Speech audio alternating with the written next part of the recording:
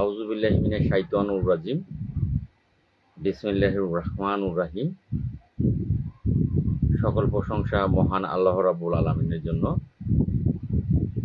যিনি আমাদেরকে সৃষ্টির শ্রেষ্ঠ সেরা জীব আশরাফুল মাখলুকাত হিসেবে সৃষ্টি করেছেন এবং এই পৃথিবীতে প্রেরণ করেছেন। সকল প্রশংসা সেই মহান আল্লাহ রাব্বুল আলামিনের জন্য। আমি লাইভের শুরুতেই মহান আল্লাহ রাব্বুল আলামিনের দরবারে লক্ষ কোটি শুকরিয়া আদায় করব। আলহামদুলিল্লাহ, আলহামদুলিল্লাহ, আলহামদুলিল্লাহ।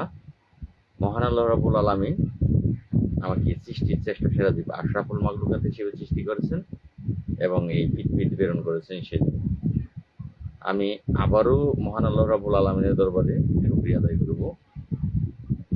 সেজন্য মহান আল্লাহ রাব্বুল আলামিন আমাকে তামাম পৃথিবী যে মানুষটির জন্য সৃষ্টি করেছেন, এই পৃথিবীর সমস্ত কিছু, সমস্ত শুধু মাখলুকাত নয়, সমস্ত সৃষ্টি জগৎ যার জন্য সৃষ্টি করেছেন, সেই প্রিয় নবী হযরত মুহাম্মদ সাল্লাল্লাহু আলাইহি সাল্লামের একজন উম্মত হিসেবে আমাকে এই পৃথিবীতে প্রেরণ করেছেন। সেই জন্য আমি আবারও মহান আল্লাহ রাব্বুল আলামিনের দরবারে শুকরিয়া আদায় করব। আলহামদুলিল্লাহ, আলহামদুলিল্লাহ, আলহামদুলিল্লাহ। আমি লাইভের শুরুতেই সেই সাথে আমার ফেসবুক পেজটিতে থাকা 24,000 ফ্যান ফলোয়ার যারা আছেন, যারা গ্রাম পুলিশ সদস্য আছেন এবং গ্রাম পুলিশ সদস্যদের বাহিরেও যারা পাবলিক আছেন, সাধারণ পাবলিক আছেন, আমার ফেসবুক ফ্যান অ্যান্ড ফলোয়ার, দেশে আছেন, বিদেশে আছেন, যারা মুসলমান আছেন তাদেরকে সালাম জানাচ্ছি, আসসালামু আলাইকুম ওয়া রাহমাতুল্লাহি ওয়া বারাকাতুহু। যারা হিন্দু আছেন তাদের প্রতি রইল নমস্কার এবং অন্যান্য ধর্মাবলম্বী যে সকল ভাই ও বোনেরা আছেন তাদের প্রতি রইল অন্তরের অন্তঃস্থল থেকে প্রাণঢাল অভিনন্দন এবং রক্তিম লাল গোলাপের শুভেচ্ছা। আমি আশা করি মহান আল্লাহ রাব্বুল আলামিনের অশেষ রহমত এবং দয়ার বরকতে আপনারা সকলেই ভালো আছেন, ভালো থাকেন, সেই দোয়া এবং শুভকামনা সবসময় কিন্তু আপনাদের জন্য আমার তরফ থেকে আমি করব। তো ইতিমধ্যেই অল্প কিছু গ্রাম পুলিশ সদস্য বা আমার ফেসবুক ফ্যান অ্যান্ড ফলোয়ার যুক্ত হয়েছেন, যদিও খুব সামান্য, কেবল লাইভে ঢুকলাম। তো আমার একটি ভাই রূপায়ণ চাকমা দাদা, নমস্কার দাদা, কেমন আছেন? হ্যাঁ দাদা নমস্কার, আলহামদুলিল্লাহ দাদা, আল্লাহর অশেষ রহমতে ভালো আছি। আপনি কেমন আছেন? তো আপনারা কি আমার কথাগুলো শুনতে পাচ্ছেন কিনা আমাকে একটু এসএমএস করে জানাবেন যে আমার কথাগুলো কি আপনারা ক্লিয়ার বুঝতে পারছেন কিনা, শুনতে পারছেন কিনা। আশরাফ আলী ভাই সালাম দিয়েছেন আমার গাইবান্ধা জেলার পলাশবাড়ি থানা থেকে, আমার খুব প্রিয় একটি ব্যক্তিত্ব, প্রিয় একটি মানুষ আশরাফ ভাই, তিনি সালাম দিয়েছেন। ওয়ালাইকুম আসসালাম ওয়া রাহমাতুল্লাহি ওয়া বারাকাতুহু। ভাই কেমন আছেন আশরাফ ভাই? আমার সেলিম আহমেদ ভাই, লাল ভাই, আপনি কেমন আছেন? আলহামদুলিল্লাহ ভাই, মহান আল্লাহ রাব্বুল আলামিনের অশেষ রহমত এবং আপনাদের দোয়ার বরকতে আল্লাহ ভাই আমাকে ভালো রেখেছে। তো যাই হোক, আপনারা সকলেই কেমন আছেন আপনারাও জানাবেন আপনারা কেমন আছেন। আমি সরাসরি একেবারে মূল গল্পে চলে যাই, কারণ লং টাইম এমনি হয়ে যায়, আপনার এই লাইভগুলো করতে গেলে লং হয়ে যায়। তো যতটা শর্ট করার চেষ্টা করি, কিন্তু আসলে সমস্ত কথাগুলো বলতে গেলে সেগুলো লাইভ ছাড়া বলা যায় না, ভিডিওতে বলা যায় না। ভিডিও আজকে আপনারা দেখেছেন একটি ভিডিও ছেড়েছি, কথাগুলো বলতে গিয়ে 8 মিনিটের ভিডিও হয়ে গেছে। তো এই 8 মিনিটের লং একটা ভিডিও, এগুলো আসলে এই অনেকেই শুনতে চান না, আবার প্রশ্ন করা যায় না ভিডিওর মধ্যে। সব মিলিয়ে লাইভের মাধ্যমে সকল মনের কথাগুলো বলা যায় এবং প্রশ্নের উত্তর দেওয়া যায়। আপনাদের কোনো প্রশ্ন থাকলে সেই কথাগুলোর উত্তর কিন্তু দেওয়া যায়, ক্লিয়ার শোনা যাচ্ছে। অসংখ্য ধন্যবাদ ভাই। আমার আবু হানিফ ভাই আমার প্রশ্নের উত্তর দিয়েছে এবং আমার আশরাফ ভাইও প্রশ্নের উত্তর দিয়েছে। জি ভাই, খুব সুন্দর শোনা যাচ্ছে। অসংখ্য ধন্যবাদ প্রিয় ভাই, যারা আমাকে সার্বিক বিষয়ে সহযোগিতা করেন, তাদেরকে জানাচ্ছি ধন্যবাদ। তো যেই বিষয় নিয়ে আজকে লাইভে কথা বলা, আজকের লাইভে আসা, আমি সরাসরি সেই বিষয়ে চলে যাব। আসলে কারো অপেক্ষা করার প্রয়োজন নাই। আমার শ্রদ্ধেয় বড় ভাই বিল্লাল ভাই, তিনি কিন্তু একটি কথা বলেছেন, তার এই কথাটি কিন্তু আমার কাছে খুব ভালো লেগেছে, যে এটা কিন্তু কবির ভাষায় কবি বলেছে, তোর ডাক শুনে যে যদি কেউ না আসে তবে একলা চলবে। তো আমি লাইভে আসবো, এটা কিন্তু আগেই বলে দিয়েছি 9টায় রাত্রিতে লাইভে আসবো। তো কে লাইভে যুক্ত হলো বা কে হলো না সেটা দেখার বিষয় নাই, যেহেতু নির্ধারিত টাইমে আমি লাইভের যে অ্যাডটা সেটা দিয়েছি। তো তারপরেও যদি কেউ লাইভে যুক্ত না হয় তো আমার মতে আমি অ্যাকচুয়ালি আমার কোনো সমস্যা নেই। আহ, লাল ভাই, একটা কথা শুনলাম গ্রাম পুলিশ মজিবর বলছে আপনার নাকি চাকরি নেই, কতটুকু সত্য ভাই একটু শুনতে চাই। অসংখ্য ধন্যবাদ, অবশ্যই ভাই সেটা শুনবেন, সেটা অবশ্যই বলবো। তো তুমি কোন মসজিদের ইমাম? আমার আবিদ আলী ভাই বললেন। তো অসংখ্য ধন্যবাদ ভাই। আহ, এখানে আমি তো ভাই আমার কোনো কথাতে বলিনি আমি কোনো মসজিদের ইমাম। তো আপনার প্রশ্নটা কেন ইমামের আসলো, এবার আপনি দ্বিতীয় কমেন্ট করেন, আপনার প্রশ্নের উত্তর আমি দিচ্ছি। আমি কিন্তু একবারও বলিনি যে আমি মসজিদের ইমাম। আবেদ আলী ভাই, আপনি কি মুসলমান, না হিন্দু, না বৌদ্ধ, না খ্রিস্টান? আপনি একটু জানাবেন। নাম তো বলতেছে আবেদ আলী, মুসলমান। তো আপনার কাছে কেন মনে হইলো, কেন প্রশ্নটা করলেন যে তুমি কোন মসজিদের ইমাম? আর তুমি তো ভাই একজন গ্রাম পুলিশ সদস্য, পোশাক পরা। তো আপনাদের এই কুকুরের মতো আচরণের কারণেই কিন্তু সরকার আপনাদের চকিদার বানিয়ে রেখেছে, কারণ কোনো গ্রহণযোগ্যতা আপনাদের মাঝে নেই। তুমি কাকে বলে? তুমি বলার কারণে আমি যখন 2008 সালে চাকরি নিলাম, 2008 সালে আমি নতুন যোগদান করলাম গ্রাম পুলিশ সদস্য হিসেবে, থানায় হাজিরা দিতে আসলাম তখন কিন্তু এই সিভিল পোশাকে, কারণ আমি পোশাক পাইনি। 2008 সালের ঘটনা তো আপনি মনে করিয়ে দিলেন। সেদিন থানায় হাজিরা দিতে আসলাম, তখন বয়স কিন্তু আমার আরো ইয়ং। 2008 সাল মানে অনেক বছর, এদিকে 2 বছর, ওইদিকে এদিকে 16 বছর, ওইদিকে 2 বছর, তার মানে 18 বছর আগের ঘটনা। তখন আমার শরীরে কিন্তু রক্তগুলো টকবগা। তো থানায় হাজিরা দিতে গেলাম, যাওয়ার পরে জাস্ট এই ঈদের আগ মুহূর্ত, রোজার ঈদের আগ মুহূর্ত, যখন বিজিএফ এর চাউলগুলো বিতরণ করা হয়। তো আমি যখন চাকরিতে ঢুকলাম তখন আমার ইউনিয়ন পরিষদে কোনো সচিব ছিল না। সচিব ছিল কিন্তু আমার সচিব তিনি ঢাকাতে এই আপনার লয়ার, জজ লয়ার, তিনি জজ এই দেখা গেছে যে এই যে তার দায়িত্ব সেটা জজ সে পালন করে, সে ইউনিয়ন পরিষদে খুব কম যায়, 2 মাস 3 মাস, 1 মাসের নিচে সে ইউনিয়ন পরিষদে যায় না। ইউনিয়ন পরিষদটা চালাইতো তখনকার যিনি দফাদার ছিলেন, তিনি শিক্ষিত ছিলেন, তিনি সচিবের দায়িত্ব পালন করতেন, সমস্ত কাজগুলো করতেন। তখন এই দফাদার মারা যাওয়ার পরে আমার চেয়ারম্যান আমাকে খুঁজে বের করে যে এখানে শিক্ষিত ছেলে কে আছে আমার এই এরিয়ার মধ্যে, আমার আয়ত্তের মধ্যে শিক্ষিত ছেলে কে আছে। তখন আমি বালির ব্যবসা করি, তখন সে খুঁজে টার্গেট করে আমাকে, যে লাল মিয়া চাকরি বাকরি নেয়নি, শিক্ষিত একটা ছেলে বালির চরে বালির ব্যবসা করে, পরে আইনা চাকরিতে ঢুকে। তো তখন আমি ওই সুবাদে চাকরিতে ঢুকি। তো চাকরিতে ঢোকার পরে যখন আমি থানায় হাজিরা দিতে যাই, তো এই ভিজিটের কার্ডের চাউল এগুলো তখন হাতে তালিকা করা লাগতো, বিজিএফ সবই হাতের তালিকা করা লাগতো। এই তালিকাটা হাতে করা লাগে, কম্পিউটারের কাগজগুলো বের করে পিন করে হাতে তালিকা করা লাগে, তারপর চাউল দেওয়া লাগে। তো আমার চেয়ারম্যান সাহেব আমাকে বলে দিয়েছে যে দ্রুত লাল মিয়া হাজিরাটা দ্রুত থানায় গিয়ে দিয়ে চলে আসবা, আর সেই কাজগুলো কমপ্লিট করবা, কারণ চাউল দিতে হবে। ঠিক আছে, চেয়ারম্যানকে বলছি ঠিক আছে কাকা, ওকে। এইবার হাজিরা দিতে এসে দেখি যে হাজিরা নিচ্ছে না, থানায় প্রবেশ করে দেখলাম হাজিরা নিচ্ছে না। তো আমি জিজ্ঞেস করলাম গ্রাম পুলিশ সদস্যদের, ভাই হাজিরা নিচ্ছে না কেন? সবাই বলতেছে যে কিছু বলতে পারি না, ডিউটি অফিসার বলছে সকালকে বসে থাকতে, হাজিরা লেট হবে। তো আমার তো আবার খুব তাড়া, তো আমি একটু চলে গেলাম ডিউটি অফিসারের রুমে। সেখানে গিয়ে ডিউটি অফিসারকে আমি সালাম দিলাম, আসসালামু আলাইকুম ওয়া রাহমাতুল্লাহি ওয়া বারাকাতুহু। উনি ফোনে কথা বলতেছিলেন। তো সালাম দেওয়ার পরে আমি দেখলাম যে উনি ফোনে কথা বলতেছে, আমার সালামের রিপ্লাই কিন্তু উনি দিলেন না। তো ওনার সামনে দুইটা চেয়ার, একটা চেয়ার পাবলিক বসে আর একটা চেয়ার খালি, আর এমনি গোল ঘরের মতো ডিউটি অফিসারের রুমটা, চতুর্দিকে কিন্তু গ্রাম পুলিশ বসে আছে। তো আমি দাঁড়াইলাম, একটু দাঁড়িয়ে থেকে দেখলাম উনি ফোনে কথা বলতেছে, আমি সেখানে বসে বললাম, বসলাম, বসে ওনার কথা যখন শেষ হলো তখন আবার রিপ্লাই আমি ওনাকে সালাম দিলাম, আসসালামু আলাইকুম স্যার, স্যার ভালো আছেন? উনি সালামের জবাবটা খুব একটা ভালোভাবে নিল না, না নেওয়াতে আমি জিজ্ঞেস করলাম যে স্যার গ্রাম পুলিশের হাজিরা কখন নেবে? তখন উনি বলতেছে তুই কে, তুই কে? তখন তুই করে বলতেছে, আমি বললাম স্যার আমি পশুরা ইউনিয়ন পরিষদের গ্রাম পুলিশ দফাদার স্যার। উনি আমাকে বলতেছে এ বালের দফাদার আইছে, তার পোশাক আমি বললাম স্যার আমার এই কেবল নতুন যোগদান করেছি, চাকরিতে যোগদানের বয়স 2 মাস, এখনো স্যার পোশাক পাইনি। বাল ছেড়ে দফা দাঁড়াইছে ওর এখান থেকে। মানে ওনার রাব ব্যবহার, রাব ইউজ।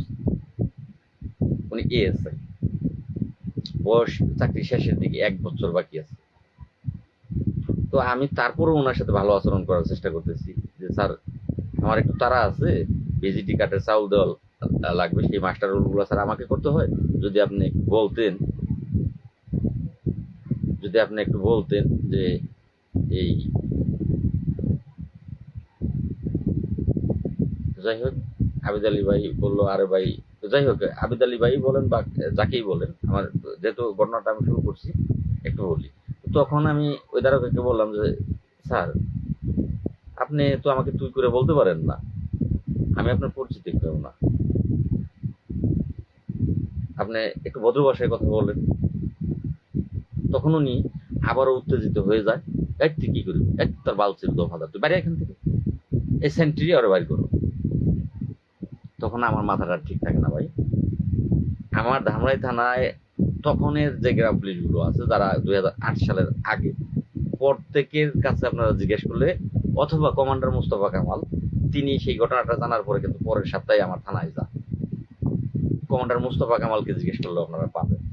সাথে সাথে দারোগার কলার টাইপ ছাপা দিয়ে ধরছিলাম, ধরে উনি ওই যে চেয়ারে বসা ছিল, ওই চেয়ারের ওই পার থেকে উঁচা করে এই পারটা নিয়ে লয়ে আসার আমি চেষ্টা করি। তার বাচ্চা, আমার বাড়ি, আমার ঘর, আমার এলাকা, তুই এইসব এখানে দায়িত্ব পালন করার জন্য, তুই সরকারি অফিসার, তুই রাব ব্যবহার আমার সাথে করবি আর আমি তোর সাইডে দিব? আমি সেই ছেলে না।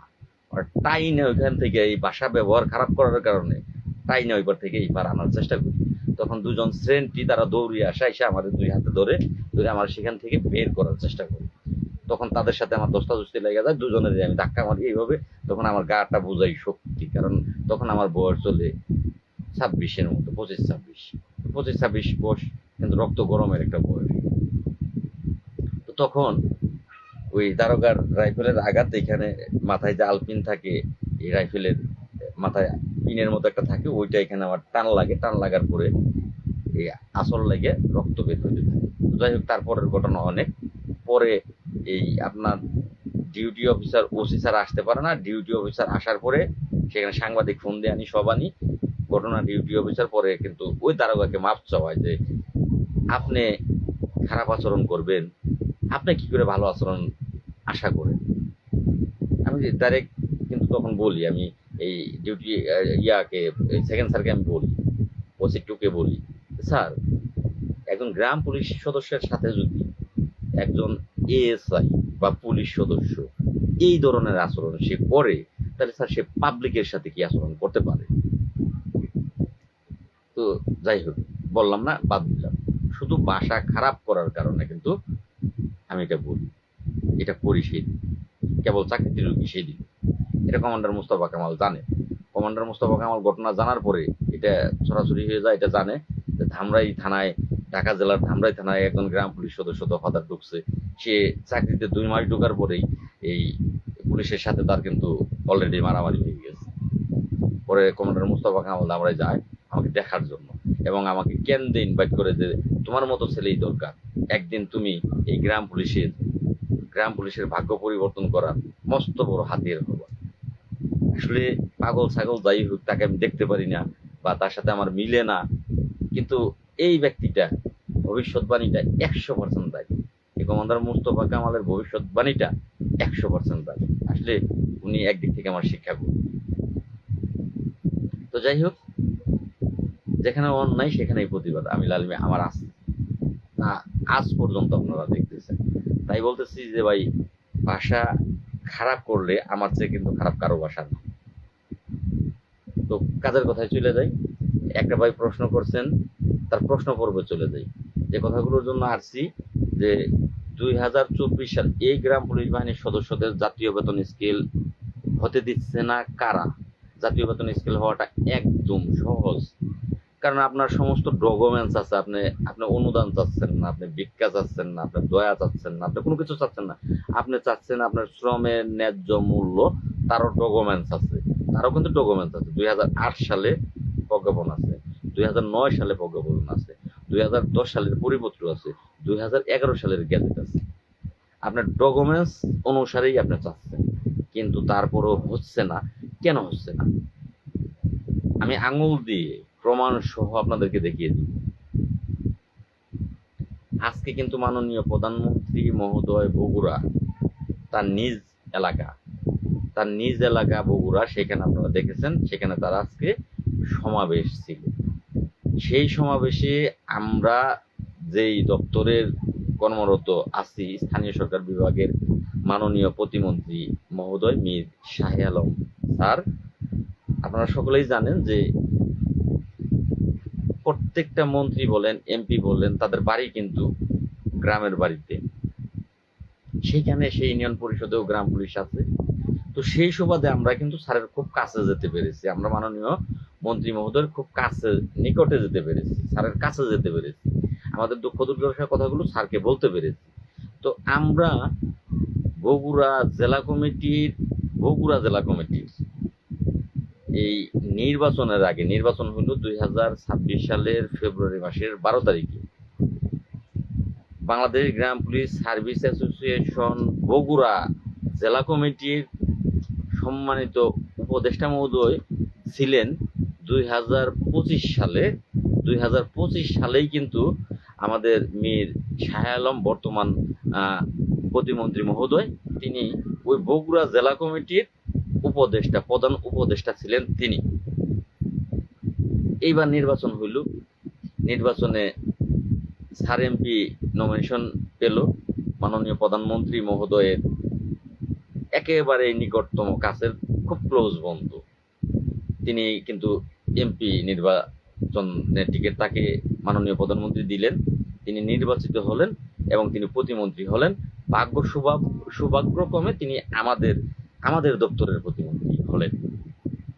আমাদের জন্য আরো সুবিধা হয়ে গেল যে আমরা নির্বাচনের আগেই, তিনি এমপি হওয়ার আগেই, তিনি মন্ত্রী হওয়ার আগেই আমাদের বগুড়া জেলা কমিটির তিনি প্রধান উপদেষ্টা ছিলেন। তিনি যখন এমপি হয়ে গেলেন, মন্ত্রী হয়ে গেলেন, তখন আমাদের জন্য আরো বেশি সুবিধা হয়ে গেল। তো আমরা স্যারকে কাছ থেকে এখন খুব সুবিধা আমরা নিতে পারতেছি, স্যারের কাছে যেতে পারতেছি। এখন আমরা কেন্দ্রীয় কমিটির সভাপতি বানানোর জন্য স্যারকে আমরা কিন্তু তখন অফার করলাম যে স্যার, এই বাংলাদেশ গ্রাম পুলিশ সার্ভিস অ্যাসোসিয়েশন কেন্দ্রীয় কমিটির উপদেষ্টা আপনি। তো স্যার তখন বলল যে আমি তো উপদেষ্টা হইতে পারি না এখন, আর আমি এখন এই বাংলাদেশ সরকারের এই তোমাদের দপ্তরের মন্ত্রী। আমি যেহেতু তোমাদের দপ্তরের মন্ত্রী, তাইলে এখন তো আর আমি তোমাদের উপদেষ্টা হইতে পারি না, এটা রুলসে হয় না। আমি তোমাদের সমস্ত কিছুই, তোমাদের যৌক্তিক যা কিছু আছে সেগুলো আমি তোমাদের করে দেব, কিন্তু আমি তোমাদের উপদেষ্টা হতে পারি না। তখন কিন্তু স্যারের যুক্তি পরামর্শে আমরা স্যারের সুযোগ্য বড় ছেলে, আমরা সীমান্ত, সংক্ষিপ্ত নাম, পুরো নাম কিন্তু আমার পোস্টে দেওয়া আছে। তো আমরা এই স্যারের সুযোগ্য ছেলে, খুব ভদ্র ছেলে, স্যারের খুব ভদ্র, তাকে কিন্তু আমরা উপদেষ্টা করলাম, কেন্দ্রীয় কমিটির উপদেষ্টা করে আমরা কেন্দ্রীয় কমিটি স্যারের হাতে নিয়েই তুলে দিচ্ছি যে স্যার এই যে আমাদের কমিটি, মন্ত্রণালয় যেয়ে স্যারের হাতে তুলে দিয়েছি। স্যার সেটার এই সেকশনে ফোন দিয়ে স্যারের হাত দিয়ে সেইটা সেকশনে জমা দিচ্ছে যে এখন থেকে গ্রাম পুলিশের কমিটি এইটা, আর এই কমিটির এই প্রয়োজনীয় ব্যবস্থা গ্রহণ করেন। স্যার এটা আমাদের সামনে বলে দিচ্ছে, এই স্থানীয় সরকারের দপ্তরের ইউপি শাখা টুকে দিল। এখন কথাগুলো এই কারণেই বললাম, অনেকে অনেক কমেন্ট করতেছেন কর্মচারী ইউনিয়ন কি এখনই সময় আছে আমাদের ওদের। আপনারা তার চেয়ে বড় কথা ধৈর্য নিয়ে লাইভটা শুনবেন, অনেকগুলো কথা আছে যা আপনারা জানেন না। আপনারা শুধুমাত্র এই কমেন্টের মাধ্যমে বয়কট করলে হবে না, লাইভে আসলে আপনারা কমেন্ট করেন বা পোস্ট করলে কমেন্ট করেন, বা তাদের পোস্টেও আপনারা প্রতিবাদের ঝড় তুলেছেন। বিল্লাল সাহেব পোস্ট করলে আপনারা কমেন্টে প্রতিবাদের ঝড় তুলেছেন, আপনারা যে ঝড় তুলেছেন আপনাদের অসংখ্য ধন্যবাদ। শুধু এইটা কমেন্টের মধ্যে সীমাবদ্ধ থাকলে হবে না, ফেসবুকের মধ্যে সীমাবদ্ধ থাকলে হবে না, সেটা বাস্তবেও রূপান্তরিত করতে হবে। তার আগে আমি কিছু কথা বলে নেই। আপনারা জানেন যে আজকে মাননীয় প্রধানমন্ত্রী সেই বগুড়াতেই তার একটা প্রোগ্রাম ছিল। যেহেতু মাননীয় প্রধানমন্ত্রী তিনি বগুড়ার মাটির সন্তান, তিনি বগুড়া মানুষের মাটি ও মানুষের সন্তান, তিনি সেই জেলার গ্রাম পুলিশ সদস্যরা তার কাছে এমনি সকলেই যাইতে পারে মাননীয় প্রধানমন্ত্রীর কাছে। আপনারা দেখেছেন ইতিমধ্যেই, একজন রিক্সা চালক, ভ্যান চালক, মানে একেবারে সমাজের নিম্ন স্তরের যে ব্যক্তিগুলো আছে তারাও মাননীয় প্রধানমন্ত্রীর সামনে গিয়ে কথা বলতেছে, হাত ইশারা দিয়ে মাননীয় প্রধানমন্ত্রী ইশারা করতেছে, তাদের কথা শুনতেছে। তাহলে আমাদের চিন্তাধারা ছিল যে মাননীয় প্রধানমন্ত্রী যেহেতু তার নিজ জন্মস্থান বগুড়ার মাটিতে তিনি এই একটা মিটিং এর অ্যারেঞ্জ করেছে, তাহলে সেখানে ৪৫,০০০ গ্রাম পুলিশের মধ্যে বগুড়া জেলার যে গ্রাম পুলিশগুলো আছে তাদেরকে নিয়ে আমরা সেখানে মাননীয় প্রধানমন্ত্রীকে আমরা একটা সম্বর্ধনা, ফুলের সম্বর্ধনা দেব গ্রাম পুলিশ বাহিনীর সদস্যদের পক্ষ থেকে। সেই সাথে আমাদের যেই এই জাতীয় বেতন স্কেলের ২০১১ সালের গ্যাজেট, ১০ সালের পরিপত্র, ৯ সালের প্রজ্ঞাপনপত্র, মানে এক বাক্যে সমস্ত ডকুমেন্টস আছে, প্রুফগুলো আছে, সেগুলো আবেদন সহকারে স্যারের কাছে, প্রধানমন্ত্রী মহোদয়ের কাছে আমরা তার হাতে সেগুলো তুলে দেব।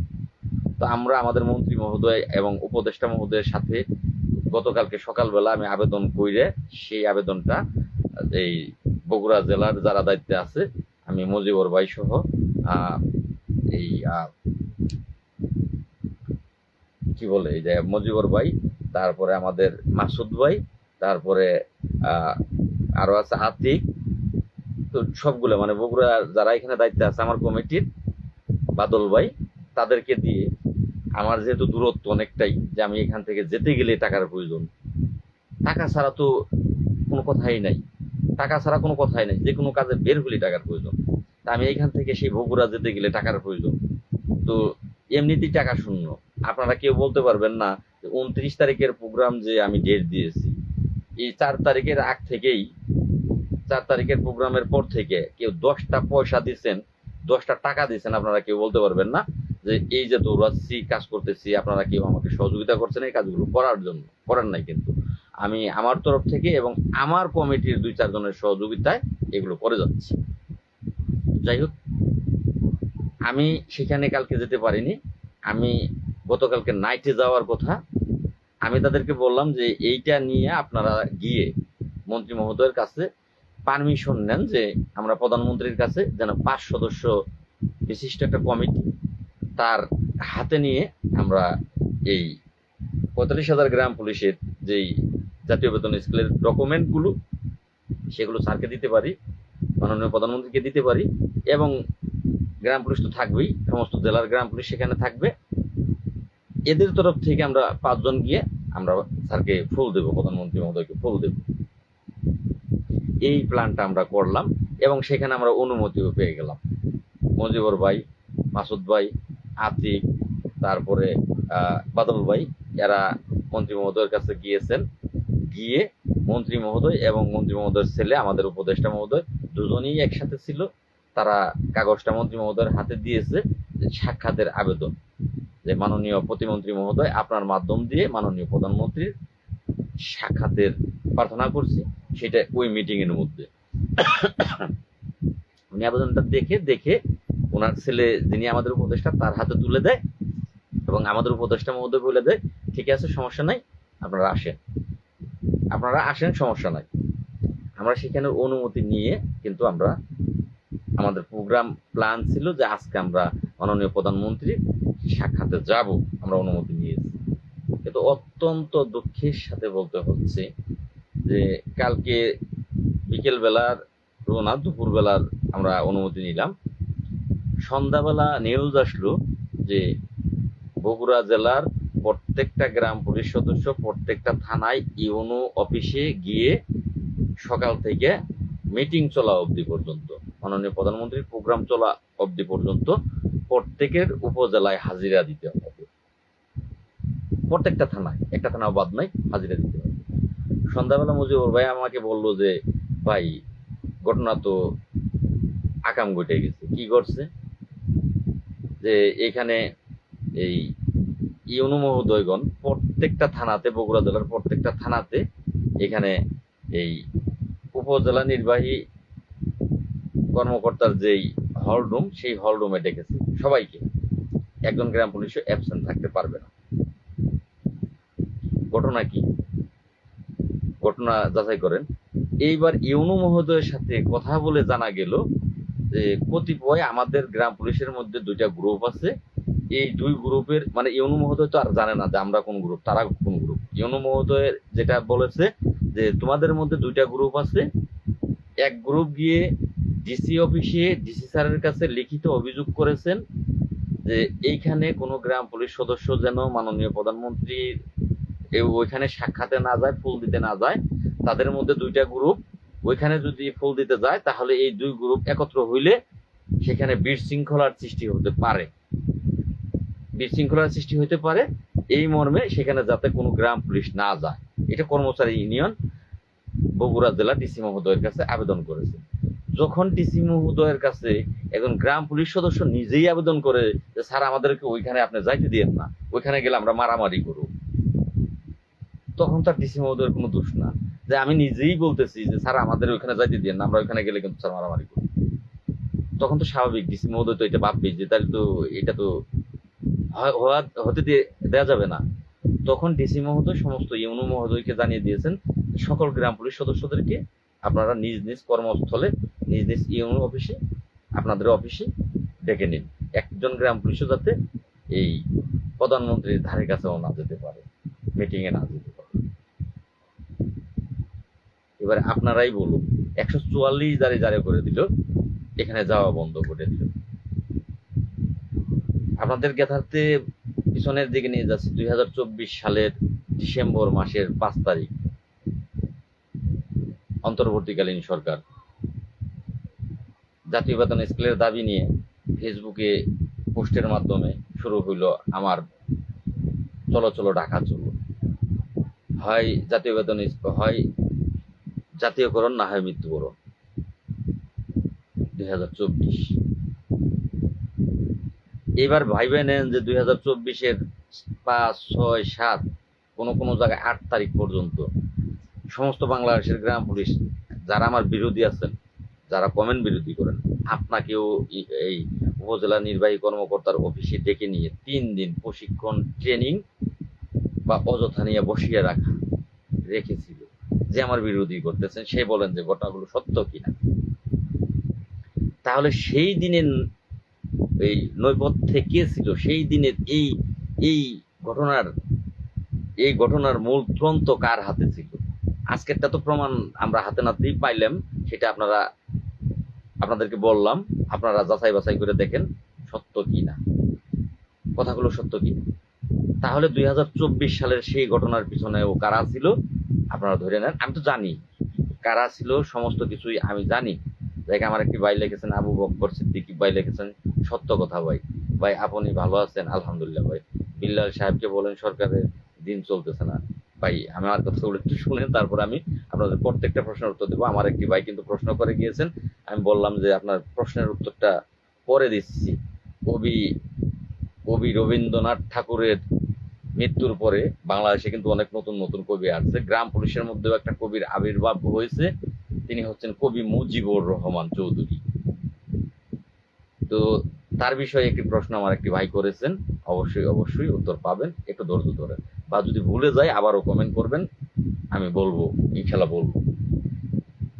তো সেক্ষেত্রে এই 2024 সালেও আপনাদেরকে আটকিয়েছিল, আমাকে আটকিয়েছিল। পরবর্তীতে যখন এই 4 দিন আটকানোর পরেও আমাকে থামাইতে পারে নাই। আমার সাথে যা ঘটনা হয়েছে আপনারা কিন্তু জানেন না। আসলে অনেকে বিশ্বাসও করেন না, অনেকেই বলেন নিমক হারাম, অনেকেই বলেন বাটপার, অনেকেই বলেন লাল মিয়ার ব্যবসা। আপনি কি জানেন? আপনি তো জানেনই না যে লাল মিয়ার স্বর্ণের হরিণ, লাল মিয়াকে সাদা হয়েছে স্বর্ণের হরিণ। আমাকে এসপি অফিসে তুলে নেওয়া হয়েছে। এসপি অফিসে SP sir, DC sir, OC sir, DB গোয়েন্দা, এনএসএফআই, আমার ইউনো সকলে একত্র বসা, আমাকে সেখানে ডেকে নেওয়া হয়েছে। ডেকে নিয়ে আমাকে কি বলা হয়েছে জানেন? লাল মিয়া, সুন্দরভাবে ওই দিন সুন্দরভাবে, সেটা হচ্ছে 4 তারিখ। লাল মিয়া সাহেব, আপনি এই সকল গ্রাম পুলিশের আন্দোলন, ভাগ্য পরিবর্তন, জাতীয় বেতন স্কেল, সময় উপযোগী বেতন, এই ভাষাগুলো আপনার মুখ থেকে আজ থেকে বাদ দিয়ে দিবেন।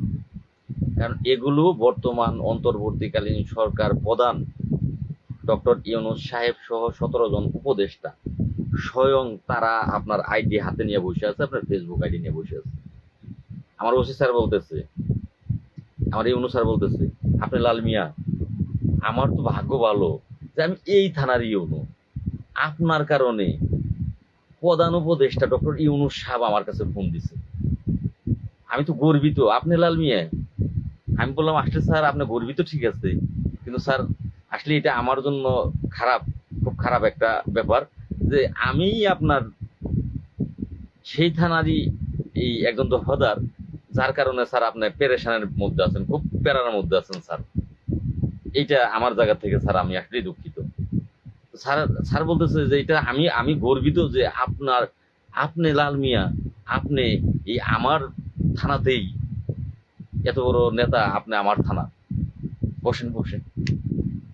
আমাকে ওসি স্যার বলতেছে যে লাল মিয়া অদ্য হইতে, কারণ আপনাকে সরাসরি বাংলাদেশের বর্তমান যারা এই দেশ চালাচ্ছে প্রধান উপদেষ্টা ডক্টর ইউনূস সাহেব, তার ফোন আসে আপনার কারণে আমার মতো ওসির কাছে, তার ফোন। একজন উপদেষ্টা আমাকে ফোন দেওয়ার কথা না, একজন উপদেষ্টার ফোন আসে সরাসরি আমার কাছে আপনার কারণে। আপনি কিন্তু এদের মাথা ব্যথা হয়ে দাঁড়াইছেন, প্রধান উপদেষ্টার মাথা ব্যথা, এই 17 জন উপদেষ্টার মাথা ব্যথা, বর্তমান সরকারের মাথা ব্যথা। আচ্ছা, আপনি অদ্য হইতে এই গ্রাম পুলিশের সকল কিছুই বাদ দিবেন, আপনি ব্যক্তিগতভাবে কি চান? আমাকে প্রশ্ন করতেছে আপনার কি ছেলে মেয়ে আছে? লাল মিয়া সাহেব, আপনার বয়স কত? আপনার ছেলে মেয়ে আছে? আমি বললাম জি স্যার, ছেলে মেয়ে আছে, আপনাদের দোয়ায় 2 ছেলে। তখন স্যার আমাকে বলতেছে বয়স কত, লেখাপড়া কত? OC sir Yunus sir, SP sir, Dhaka জেলার এসপি স্যার, সার্কেল টার্কেল না, সরাসরি এসপি স্যার। লাল মিয়া ছেলের বয়স কত? বললাম স্যার একটা স্যার ইন্টারমিডিয়েট, আর একটা স্যার এসএসসি, মানে 10ম শ্রেণীতে। বললো এক কাজ করতে পারেন আপনি, আপনার যেটা ইন্টারমিডিয়েট পাস ছেলেটা, আপনি চাকরির অ্যাপ্লিকেশন করতে বললেন পুলিশে বা যে কোনো জায়গায় করতে বললেন, ওর চাকরিটা সরকারের মাধ্যমে, আমাদের মাধ্যমে আপনার চাকরিটা দিয়ে দিচ্ছি। আপনার ছোট ছেলে সামনের বছর, এই বছর এসএসসি দেবে। বললাম জি স্যার। আচ্ছা, ও এসএসসি দেওয়ার পরে ওরা পুলিশের বয়স হইলে ওরা লাইন দিতে বলেন পুলিশে, মানে তখন তো এসএসসি পরীক্ষা একেবারেই নিকটে।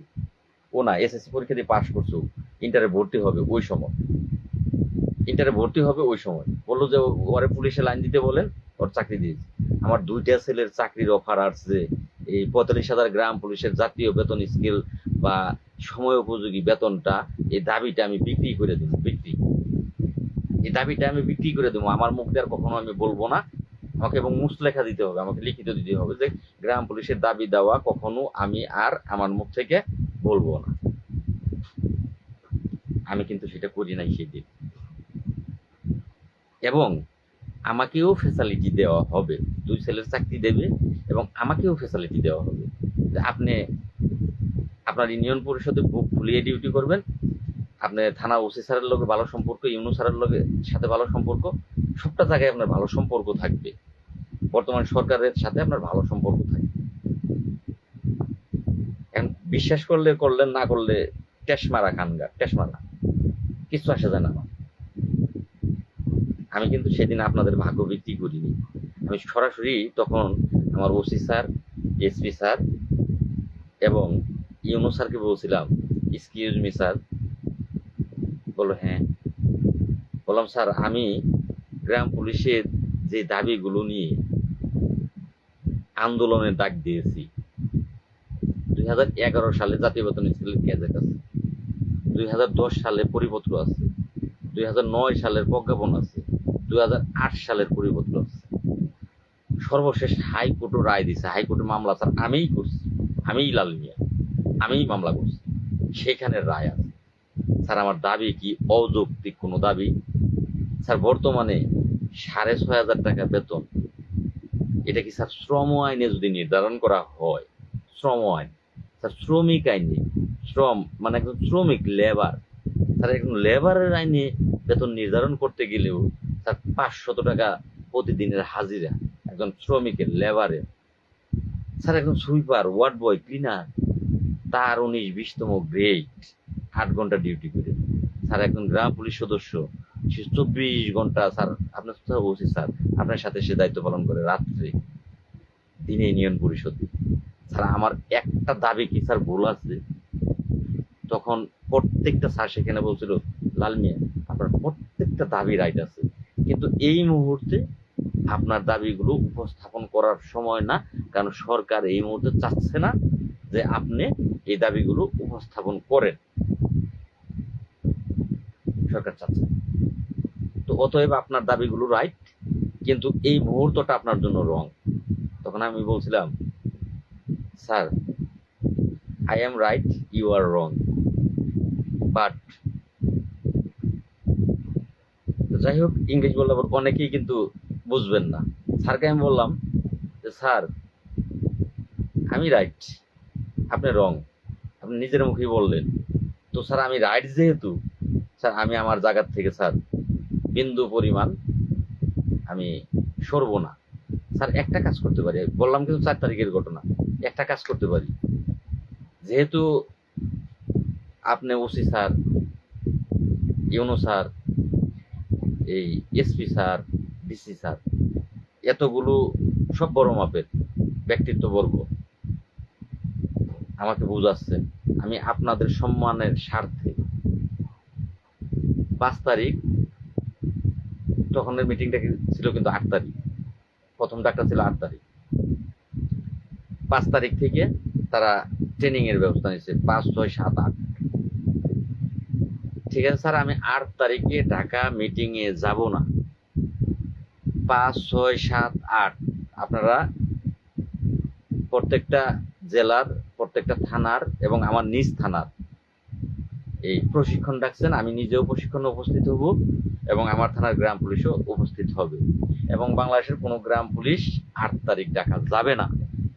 এইটা আমি স্যার আপনার মুসলেখা দিতে পারি, কিন্তু আমি যে স্যার 9 তারিখে যাব না, সেটা কিন্তু স্যার আমি বলবো না। আমাকে স্যার 8 তারিখ পর্যন্ত থামাইতে পারবে, আমি যে 9 তারিখে যাব না সেটা কিন্তু স্যার আপনাকে গ্যারান্টি দেবো না। কথাগুলোর ধৈর্য থাকলে শুনবেন, আর না থাকলে বেরিয়ে যাবেন। আমার কথা শুনে প্রত্যেকটা স্যারের মাথা কিন্তু হিট খায়, বলে কি ছিলি বাঘের মুখে, বাঘের মুখে বসে রয়েছে, বসে থেকে তার, তখন আমাকে ওই স্যার বলে, লাল মিয়া আপনি বেশি কথা বলে। আমি বলি সরি স্যার, আমার কোনো কথা ভুল নাই, যেহেতু রাইট কথা বলি তাহলে স্যার বলতে পারেন বেশি কথা বলি।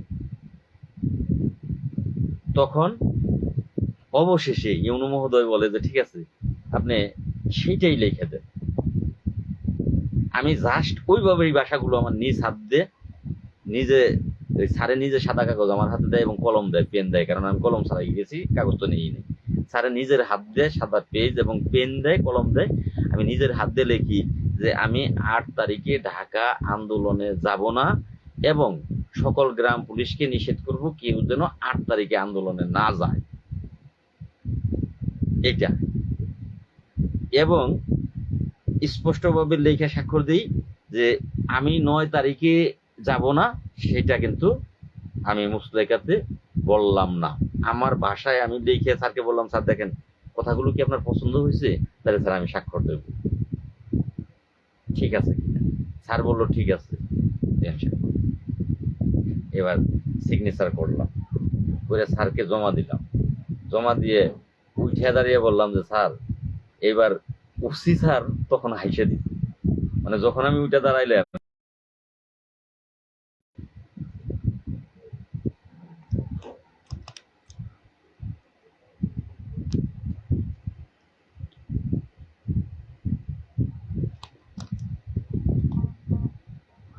মুজিবুর ভাই এই মুহূর্তে ফোন দিয়েন না, এই মুহূর্তে ফোন দিয়েন না ভাই, আমি লাইভে আছি, এই মুহূর্তে ফোন দিয়েন না।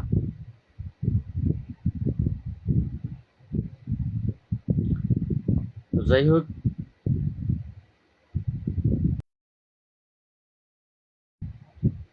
অশিক্ষিত লোক নিয়ে পড়লে যে অবস্থা, বলার পরেও কিন্তু এই সে তার কাজ করেই কল দিতেছে।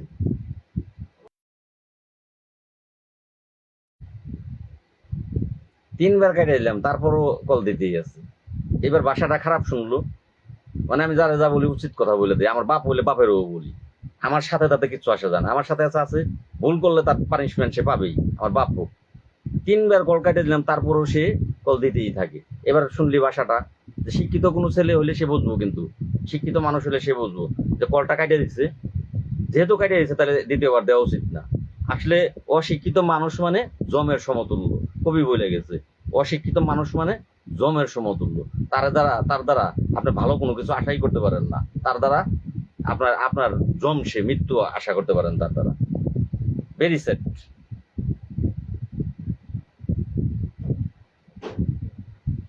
তো যাই হোক, এই যে সেই দিন আপনাদের ভাগ্য আমি বিক্রি করিনি, সেদিন কিন্তু আপনাদের ভাগ্য আমি বিক্রি করিনি। সেদিন আমার প্রত্যেকটাই লাভ ছিল। 5 মাস আমার জেল খাটা লাগতো না, 6টা মামলা আমার নামে হইতো না। বীর পুরুষের মতো সেদিন আমার ইউনিয়ন পরিষদের দায়িত্ব পালন করতাম। কিছু কিছু কুত্তার বাচ্চা আছেন, তারা এখনো মন্তব্য করেন। আসলে আল্লাহ তো চকিদারের জাতের মনুষ্যত্ব দেয় নাই দিকে এখন পর্যন্ত চকিদার আছেন। আমার মতো একটা জন্ম এই চকিদারের ভিতরে কইরা দেখান, যে 45,000 মানুষের জন্য, নিজের জন্য না, আমার জন্য না, 45,000 মানুষের জন্য জেলের ভিতরে যাইতেও চিন্তা করি না, ফাঁসি লটকাইতেও চিন্তা করি না। জন্মও নাই, আমারে নিয়ে কমেন্ট করেন, বাজে মন্তব্য করেন। আপনি তো মানুষের জন্মেন না, পাকিস্তানি বীজের জন্মের, আর না হয় পতিতালয়ের জন্মের। যদি আপনার ভিতরে মনুষ্যত্ব থাকতো, বাংলাদেশের সকল গ্রাম পুলিশই জানেন 45,000 গ্রাম পুলিশের জন্য 6টা মামলা খাইছি, 5 মাস জেল খাচ্ছি। এটা এমন কোন গ্রাম পুলিশ নাই, জানেন না। অন্তত পক্ষে যদি আপনার মনুষ্যত্ব থাকতো, আপনার বিরোধী পক্ষ, আমি আপনার বিরোধী পক্ষ, তারপরও আপনার মনুষ্যত্ব বলতো কি, যে এই ব্যক্তিটা আমাদের জন্য জেল খাচ্ছে। আর যাই হোক, এর খারাপ ভাষা বলা যাবে না। অন্তত পক্ষে এই কুকুরও যে বাড়িতে খায় কুকুর, সেই বাড়ির লোকজন রে কিন্তু রাত্রে আসলে সেই ঘেউ ঘেউ করে না, সেই বাড়ির লোকজন দেখে ঘেউ ঘেউ করে না। কুত্তার চেয়েও খারাপ এই গ্রাম পুলিশ সদস্যরা। যেই কারণে স্বয়ং আল্লাহ আপনাদের ভাগ্য পরিবর্তন করে না। যেমন চাই তাই মনে করেন আপনারা আমার কি মনে করলেন, আমার ভালো আসে যায় না, কি মনে করলেন? কারণ যতক্ষণ পর্যন্ত এখান থেকে জানোয়ারগুলো রিটায়ার্ডে না যাবে, ততক্ষণ পর্যন্ত আপনাদের ভাগ্যের পরিবর্তন হবে না। আজকে মাননীয় প্রধানমন্ত্রীর সাথে যদি সাক্ষাৎ হইতো, আমি কি আমার বাড়ির 5তলা একটা বিল্ডিং এর আবেদন করতে গেছি? আমার 2 বিঘা জমির জন্য আবেদন করতে যাইতাম, যে আমার 2 বিঘা জমি লাগবে? আমি তো যাইতাম তোর মতো শুয়োরের, তোর মতো জানোয়ারের, 45,000-এর ভিতরে 2, তোর মতো জানোয়ারের ভাগ্য পরিবর্তনের জন্য একটা আবেদন নিয়ে তার কাছে। হইলে তোর জানোয়ারেরও হইতো, কোনো কিছু হইলে তোর জানোয়ারেরও হইতো। কিন্তু তুই কুকুরের বাচ্চা যতক্ষণ পর্যন্ত আমাকে থামানোর চেষ্টাটা বন্ধ না করবি, ততক্ষণ পর্যন্ত দাদা আমি পারতেছি না। প্রত্যেকের উচিত ছিল আমাকে সহযোগিতা করা, তা না করে এ কুকুরের বাচ্চাগুলো, এগুলো আমাকে কিভাবে আর কত নিচে নামতে পারে, এই জানোয়ারের বাচ্চাগুলো আর কত নিচে নামতে পারে, আর কত নিচে এরা নামতে পারে 2024 সালে। তবে বোঝা উচিত তোদের যে লাল মিয়া কিন্তু থামার প্লেয়ার না, লাল মিয়াকে কিন্তু থামান যায় না। এই দেশে লাল মিয়ারা বহুত আছে, গ্রাম পুলিশের মধ্যে এখন লাল মিয়ার কিন্তু অভাব নাই। আমার চেয়ে শিক্ষিত গ্রাম পুলিশ, আমি তো অল্প শিক্ষিত, মিডিয়াম, ইন্টারমিডিয়েট মানে মিডিয়াম। এইখানে গ্রাজুয়েশন কমপ্লিট গ্রাম পুলিশের এখন অভাব নাই, ডিগ্রি। আজ না হয় কাল এখানে, আজ না হয় কাল এখানে বিস্ফোরণ ঘটবে। লাল মিয়া থামাইতে পারবি? লাল মিয়াদের থামাইতে পারবি না। এখানে লাল মিয়াদের জন্ম অনেক হয়ে গেছে। বিল্লাহ সাহেব, আপনি বলেন যে ডাক শুনে কেউ না আসলে একলা চলো রে ভাই। ছেলে ভুল করলে, বারবার ভুল করলে, পিতা কখনো গাড় ধাক্কা দিয়ে বাড়ির থেকে বের করে দেয় না ছেলেকে, বারবারই বোঝানোর চেষ্টা করে। খারাপ পথে চলে গেলেও সেই পথ থেকে আইনে তাকে বারবার বোঝানোর চেষ্টা করে। তো আমি আমার জায়গা থেকে জাস্ট ওরকম, এইটা এইটা কিন্তু আমার একটা ফ্যামিলি, আমার একটা সন্তান। 45,000 গ্রাম পুলিশের এই যেহেতু এটা একটা সংগঠন, এটা আমার সন্তান, এদেরকে আমি বোঝাইতে পারি নাই, আসে নাই, এটা আমার ব্যর্থতা। আবারও আমি চেষ্টা করতেছি, আমি চেষ্টা ছাড়িনি, আমি চেষ্টা করতেছি। আজকে আমি ব্যর্থ, এই কোনো ছেলে খারাপ লাইনে গেলে মুরব্বীরা এসে কি বলে, বাপেরে তুমি কেমন বাপ, ব্যর্থ বাবা, তুমি ছেলেদের মানুষ করতে পারো না, তুমি ছেলে মেয়েদের মানুষ করতে পারো না।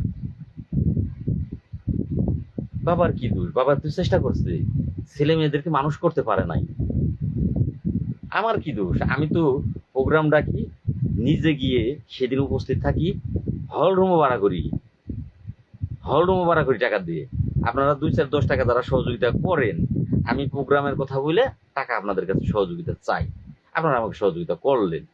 যেমন 4 তারিখে আমি যদি হল রুম ভাড়া না করতাম, তাহলে আপনারা বলতে পারতেন যে লালমি ভাই আপনি তো হল রুমের ভাড়া করবেন, সাংবাদিক রাখবেন, প্রোগ্রামের কথা বলে আপনাদেরকে আমাদের কাছ থেকে সহযোগিতা চাইছেন, আমরা আপনাকে সহযোগিতা করছি, তো আপনি তো হল রুম ভাড়া করেন নাই।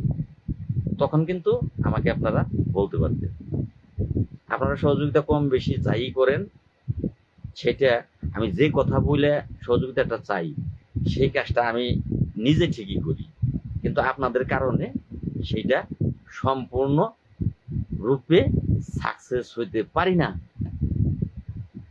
আমি হলরুম ভাড়া করছি, আপনারা না আসলে আমার এই যে 29 তারিখ যে প্রোগ্রামটা ডেকেছি, সেখানে বাংলাদেশ সরকারের, বাংলাদেশ সরকার দলের, বাংলাদেশ সরকারের, আমি এই মুহূর্তে নাম বললে কালকেই সেখানে চলে যাবে কর্মচারী ইউনিয়নের কয়েকটা কুত্তা।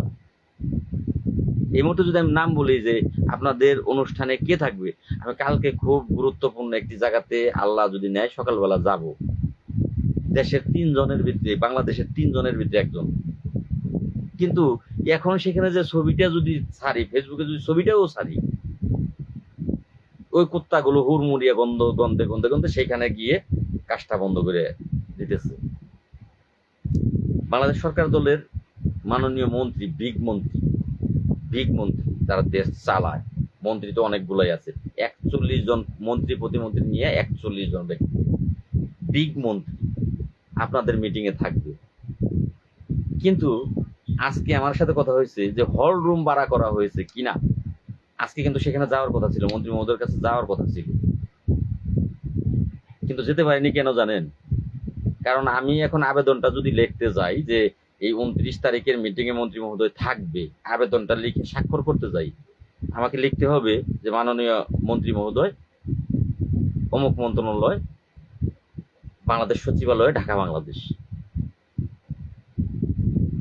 মাননীয় মহোদয় বা মাননীয় মন্ত্রী মহোদয়, এই বিষয় গেল, জনাব আপনাকে আমরা 45,000 গ্রাম পুলিশ 29/4/26 তারিখ বাংলাদেশ জাতীয় প্রেস ক্লাব অমুক হল রুমে সকাল 10 ঘটিকা হইতে 3 ঘটিকা পর্যন্ত এই অনুষ্ঠান করতে যাচ্ছি, সেখানে আপনাকে প্রধান অতিথি হিসেবে আপনার উপস্থিতি কামনা করছি।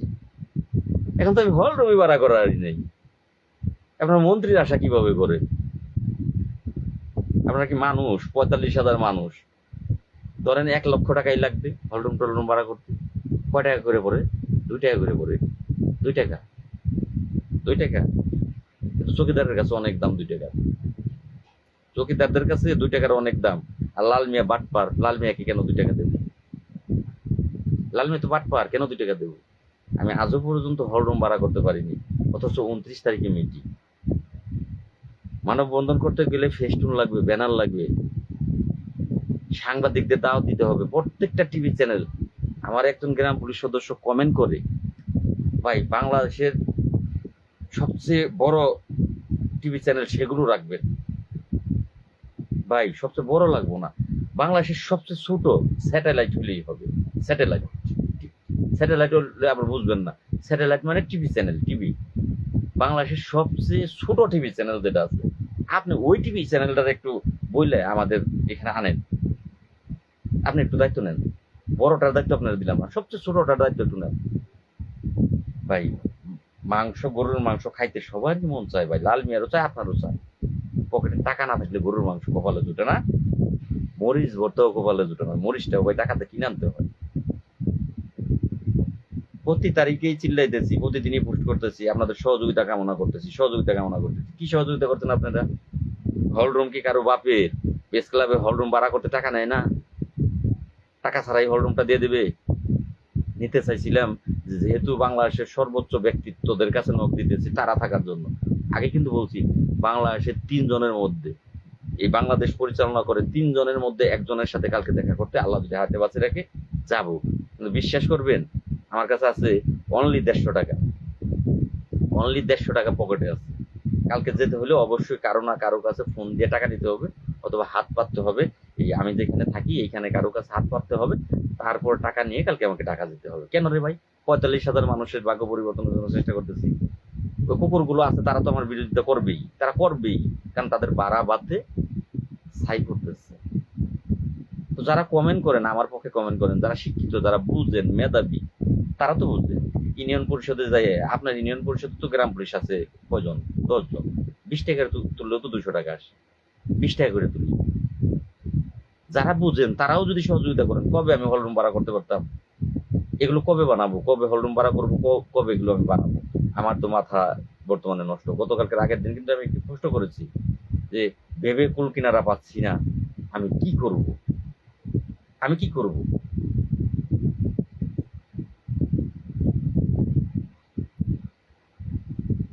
যাই হোক, আপনারা যদি এখনো না বুঝেন, তারা তাদের আইডি থেকে সরাসরি পোস্ট করতেছে এই মুহূর্তে কেবল নতুন সরকার গঠন করা হয়েছে, এই সরকার কেবল নতুন গঠন করা হয়েছে, বাংলাদেশের অর্থনৈতিক অবস্থা খারাপ, এই মুহূর্তে বেতনের বাড়তি বেতনের দাবি বলেন, জাতীয় বেতন স্কেল বলেন, দাবি নিয়ে আমাদের টাকা যাওয়া উচিত হবে না, সরকারের কাছে এই মুহূর্তে বাড়তি বেতন চাওয়া উচিত হবে না। আপনাদের দীর্ঘদিনের 40 বছর যারা আপনাদের কল্যাণ চাইছে তাদের ফসল 7,500 টাকা তাদের ফসলের কারণে আজকে আপনারা পাইতেছেন। তারা তাদের নিজ নিজ আইডি থেকে সেখানে সভাপতি চেয়ারম্যান সাহেব, সম্মানিত চেয়ারম্যান সাহেব এবং সম্মানিত মহাসচিব সাহেব তাদের নিজ নিজ আইডি থেকে, এবং সম্মানিত বিল্লাল সাহেব তাদের আইডি থেকে কিন্তু বলতেছে যে এই মুহূর্তে সরকারের কেবল সরকার গঠন করছে, আমাদের বাড়তি বেতন চাওয়া উচিত না, আমরা কেউ জানি টাকা না যাই।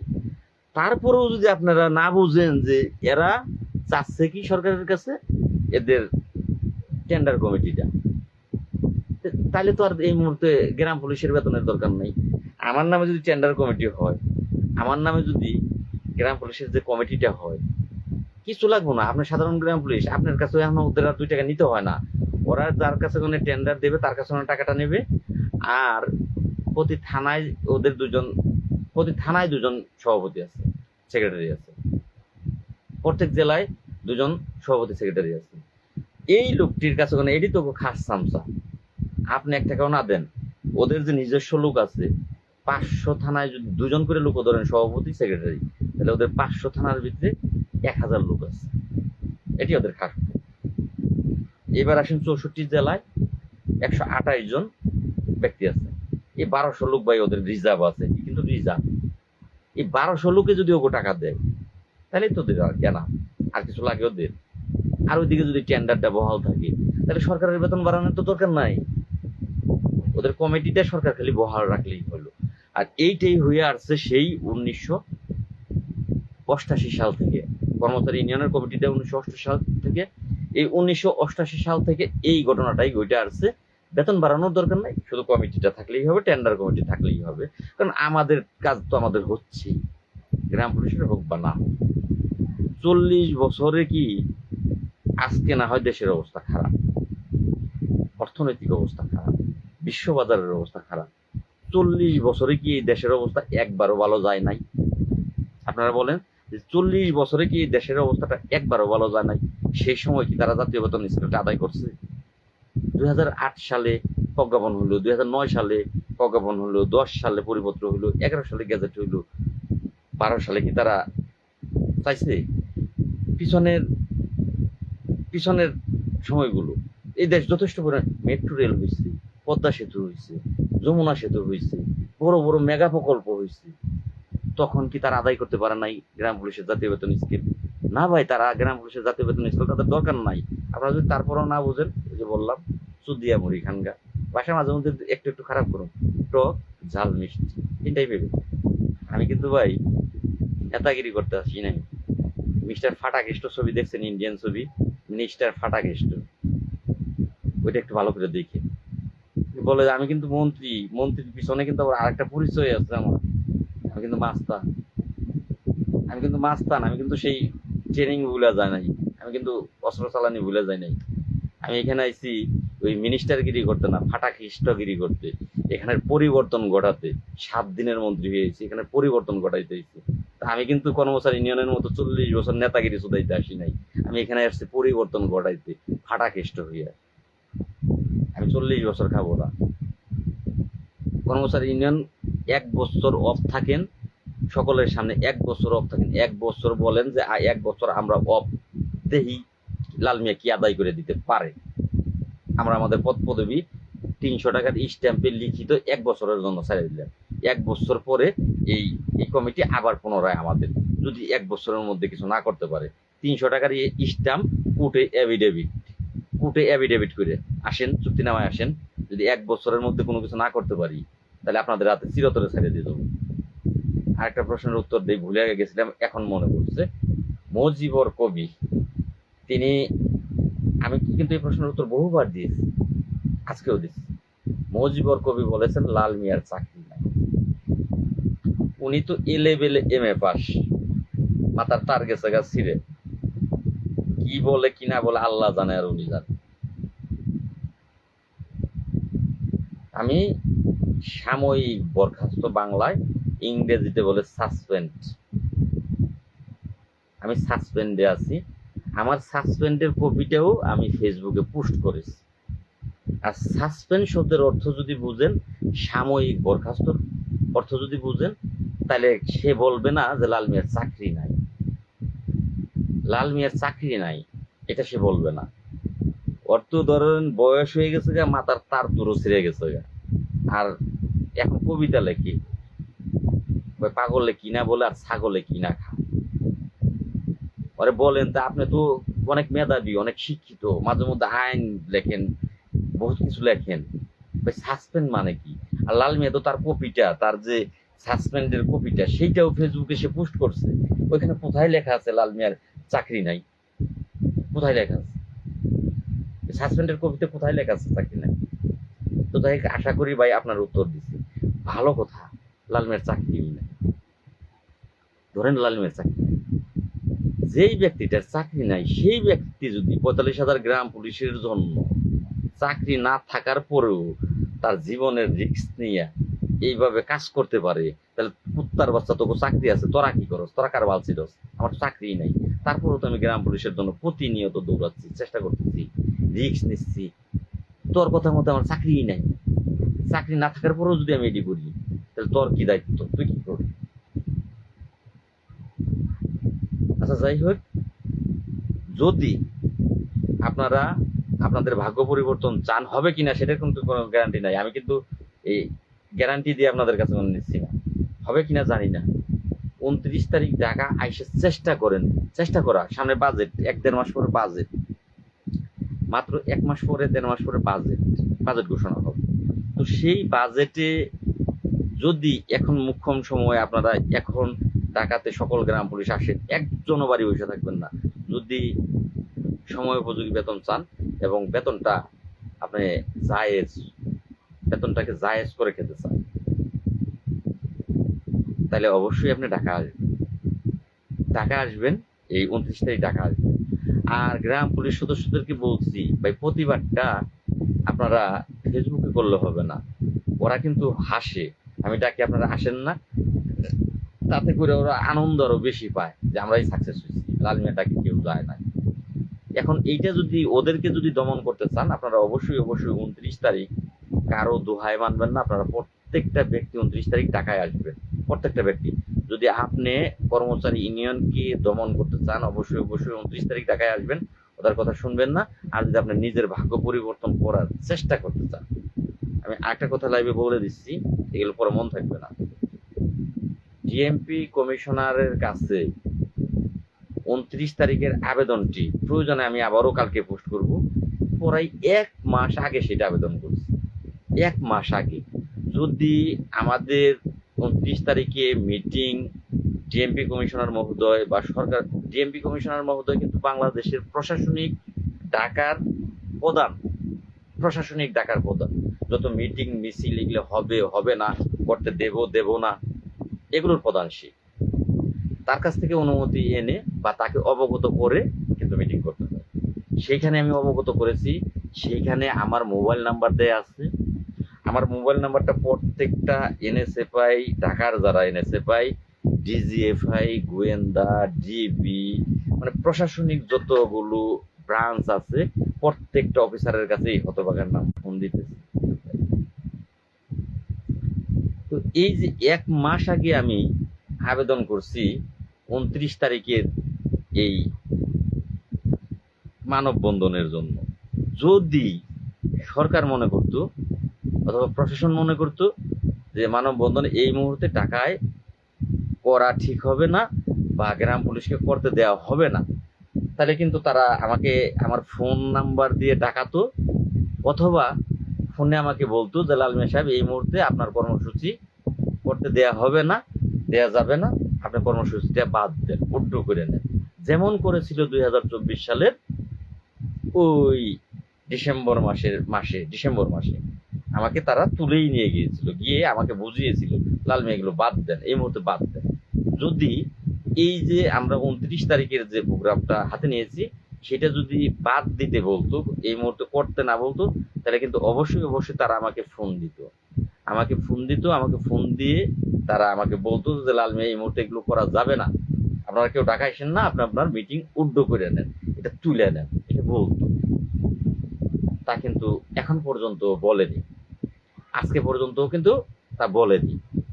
আর তার চেয়ে বড় কথা বললাম যে এখানে বড় বড় বর্তমান সরকার দলীয় ব্যক্তিত্ব ইনশাল্লাহ থাকবে, আপনারা যদি চান। কারণ আমি এখনো হলরুম ভাড়া করতে পারিনি, হলরুম ভাড়া করতে হবে, 2 দিনের ভিতরে ফেস্টুন, ব্যানার এগুলো বানাতে দিতে হবে। তো যাই হোক, অনেক কথা হইল। আমি আগামীকালকে আবারও ডিএমপি কমিশনার স্যারের কাছে, স্যারকে অবগত করুন যেই এটা আবেদনটা আমার কাছে আছে, সেটা কালকে ফেসবুকে ছেড়ে দেব। আপনাদের প্রত্যেকের দায়িত্ব হচ্ছে সেইটা আমার ফেসবুক আইডি থেকে সেটা কম্পিউটার দোকানে ডাউনলোড দিয়ে নামিয়ে কম্পিউটার থেকে সেটা বের করবেন, প্রিন্ট করে বের করবেন। এবং আমি যে আপনাদেরকে ডেকেছি, আমি যে 35,000 গ্রাম পুলিশ সদস্যদেরকে ডেকেছি, তারও একটা কপি কিন্তু আছে, সাংগঠনিক কপি আছে যে আমি আপনাদেরকে ডাকা দেখেছি, তারও একটা কপি আপনারা ডাউনলোড দিয়ে নামিয়ে নেবেন। যখন ধরেন কোনো সমস্যা হবে, আপনার নামে মামলা হবে, তখন ওই কপি দেখাবেন যে স্যার এই যে আমি তো স্যার টাকা দিতেছি না, আমার স্যার ডাকছে লাল মিয়া, এই যে স্যার লাল মিয়া স্বাক্ষর আছে, মামলা দিতে হলে স্যার লাল মিয়ার নামে দেন, আমার নামে দিন না। মামলা যদি হয় তাহলে আমার নামে হবে না ভাই, কারণ আমি হবে না। আর ওই কপিগুলো আপনারা তুলে আপনার ইউনিয়ন পরিষদ সচিব মহোদয় বা চেয়ারম্যান মহোদয় যারা আছে তাদের কাছে আপনারা দেবেন যে আমাদের 29 তারিখ ঢাকা যেতে হবে, এই যে প্রোগ্রাম ডাকছে আমাদের কমিটি থেকে, বাংলাদেশ গ্রাম পুলিশ সার্ভিস অ্যাসোসিয়েশন কেন্দ্রীয় কমিটি, এই যে প্রোগ্রাম ডাকছে 29 তারিখ, এই তার কপি। আর এই যে হচ্ছে ডিএমপি কমিশনার মহোদয়ের কাছে অবগত করেই আমরা মিটিংয়ে যাচ্ছি, এই তার কপি, 2টা কপি আপনারা প্রত্যেকেই নিজ নিজ ইউনিয়ন পরিষদের চেয়ারম্যানের কাছে বা সচিবের কাছে এটা দিয়ে দিবেন। আমরা প্রত্যেকেই যাব, আমাদের ভাগ্য পরিবর্তন করার জন্য আমরা প্রত্যেকেই যাব, এটা আমাদের সাংবিধানিক অধিকার। সাংবিধানিক অধিকার দিয়েছে খাদ্য, বস্ত্র, বাসস্থান, শিক্ষা, চিকিৎসা, 5টা মৌলিক চাহিদা পূরণের জন্য আমি আমার দাবি করতে পারবো। সেই দাবিটা আমি রাজপথে দাঁড়িয়ে আমি সাংবাদিক সম্মেলন করতে পারবো, মানববন্ধন করতে পারবো, আমি আন্দোলন করতে পারবো, এটা সংবিধান বলেছে, এটা আমি লাল মিয়া বলি নাই। এটা বাংলাদেশ সংবিধানে, বাংলাদেশ সরকার সাংবিধানিক নিয়মের ভিত্তিতে সে আইন পাশ করে দিয়েছে, এটা আইন বলেছে।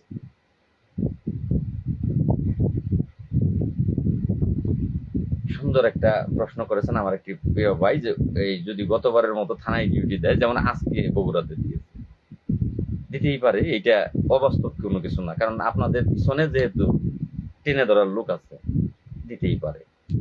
সেক্ষেত্রে কি করবে? সুন্দর একটা প্রশ্ন। দেবে না, এটা আমি বলে দিচ্ছি, দেবে না, দেবে না। কারণ এটা টাকা হচ্ছে, ওই যে 2টা চিঠি বললাম, এই 2টা চিঠি আপনারা নিয়ে দেবেন। এক, আন্দোলন ডাকলে আমরা অনুমতি নিতাম না। যদি আমরা সরকারের বিরুদ্ধে আন্দোলন ডাকতাম, ডিএমপি কমিশনার কাছে অনুমতি নিতাম না, অনুমতি দিতেও না যে আমরা আন্দোলন করব। তাহলে আমাদের হুটহাট করে ঢাকায় ঢুকে যেতে হইতো।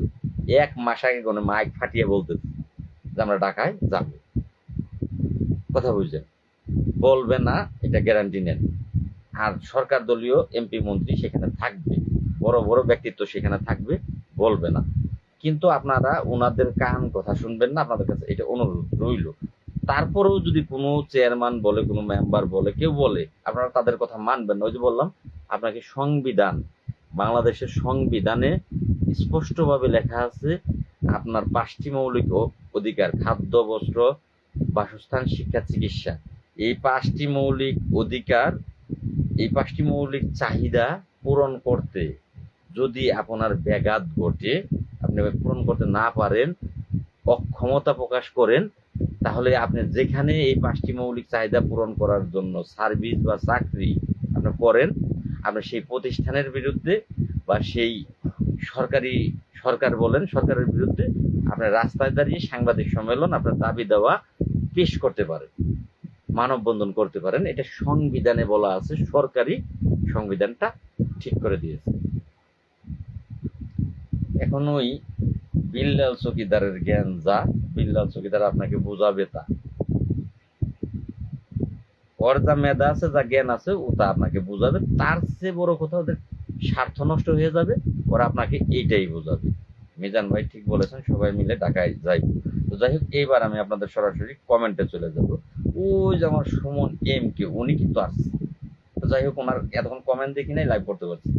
তো 29 তারিখ কেউ যাবে না ঢাকায়, লাল মিয়া বাহিনী, দালাল চান্দাবাজ, টাকা লাগবে, টাকা দেন, লাল মিয়া বাটপার, সিটার দালালি করে খাচ্ছে দান্দাবাজ। তো যাই হোক, সে কিন্তু তার জন্মের পরিচয়টা আজও পর্যন্ত দিতে পারেন নাই। ওই যে দেখেন যে এখনো, যাই হোক, তারেক জিয়ার ছবি ভাসতেছে এখনো।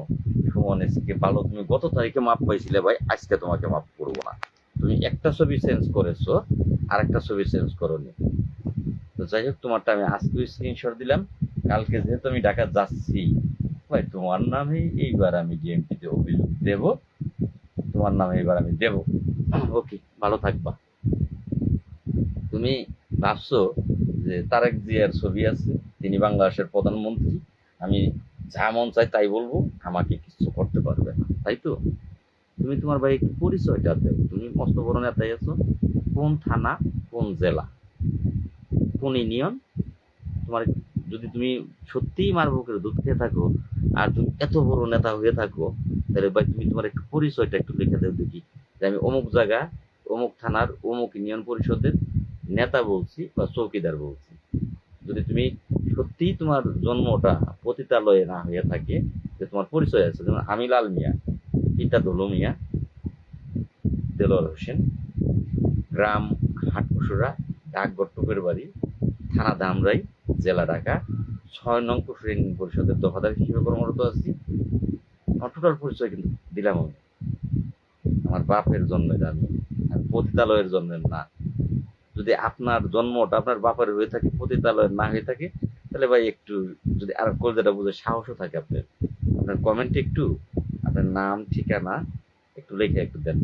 তারপরে ভাই আপনার সাথে কথা বলবো। এর আগে আপনার পতিতালয়ের জন্মের এটাই ভেবে নেব। পতিতালয়ের জন্ম যার, তার সাথে কথা বলার সময় নেই। যাই হোক, আল্লাহ আপনার সামনে এগিয়ে দিক। আল্লাহ হাফেজ। ধন্যবাদ ভাই। আমার একটি ভাই লিখছেন, ভাই আইতাছি 29 তারিখ, অসংখ্য ধন্যবাদ ভাই। আমার এবার কিন্তু আপনাদের কমেন্ট পড়বে চলে যাবো, আর 10-15 মিনিট লাইভে থাকবো, কারণ আমার জন্য কিন্তু খাবারের অপেক্ষায় সবাই বসে আছি, খাবার খাবো। তারা বসে বসে লাইভ শুনতেছে, আমার কথা শুনতেছে। আমার কথা শেষ হইলেই খাবার পড়বো, খাবার খাবো। তো আমি এবার আপনাদের কমেন্ট একটু পড়বো, কমেন্ট করে এখান থেকে বিদায় নেবো। তুমি কর্মচারী ইউনিয়নের দালাল এবং পাটপাট। তো যাই হোক, কিছু ভাই, সেটা তো আর বোঝার বাকি নাই। কর্মচারী ইউনিয়নের দালালি হইতে পারে বিল্লালের বউয়ের বা বিল্লালের এই আশেপাশের কারো আইডি। এর আগে একটা আইডি দিয়ে কিন্তু এরকম কমেন্ট করতো, পরে সেটা কিন্তু আমি বের করছিলাম যে বিল্লালের বউর আইডি, ভুলবশত সেই আইডি মেসেঞ্জার দিয়ে আমাকে কিন্তু একটি ভয়েস পাঠাইছিল, পরে ধরা পড়লো সেটা বিল্লালের বউ। তো এটা ওই ওদের জন্মেরই কেউ হবে আর কি। ওই আইডিটা ওদের জন্মেরই কেউ হবে। ভাই আইতা সুন্দরী ভাই ধন্যবাদ। সুমন কর্মচারী ইউনিয়ন এর দালাল, হ্যাঁ ভাই অবশ্যই।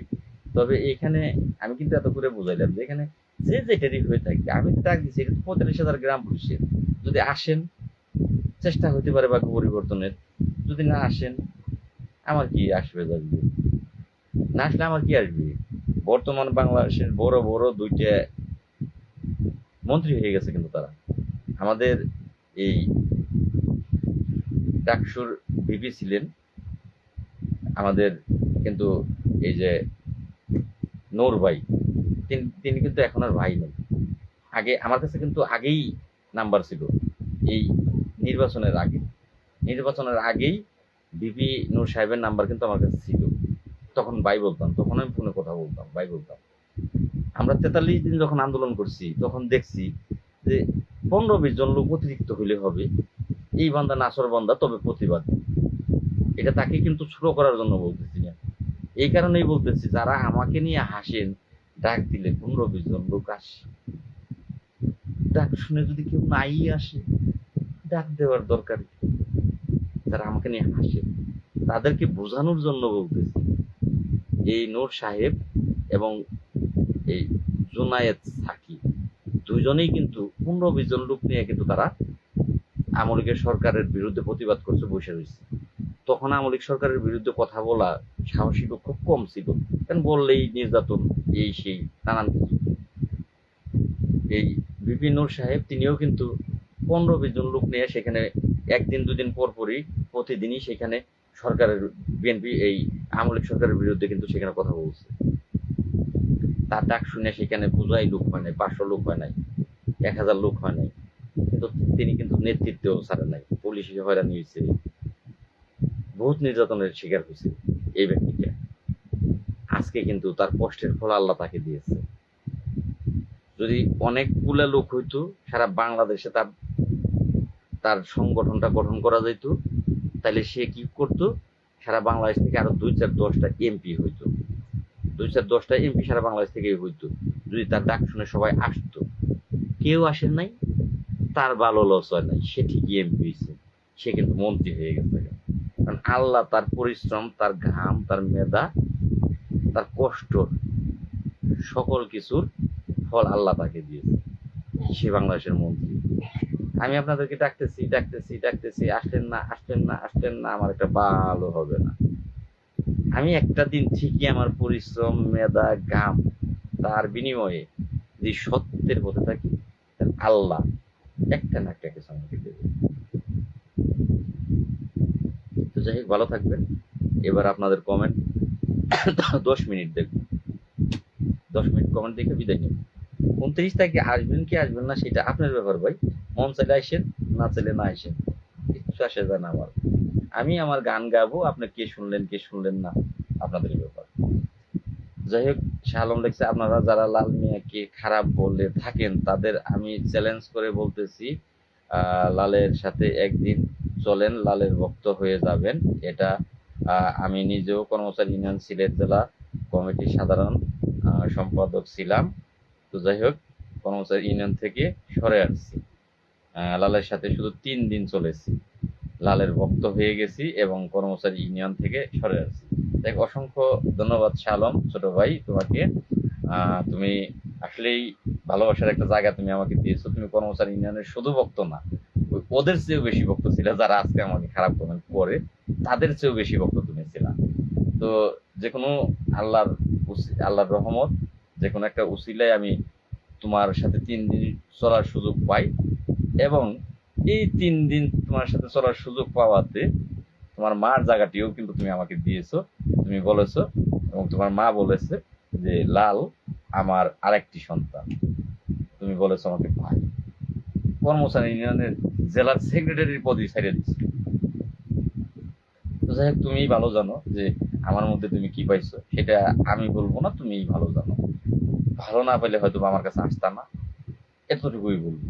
অসংখ্য ধন্যবাদ তোমাকে, সেইটা এই পাবলিক প্লেসে তুলে ধরার জন্য, যে লালের সাথে 3 দিন চলেন, একদিনের কথাই বলতো, যে একদিন চলেন তারপরে লালেরকে খারাপ বলেন।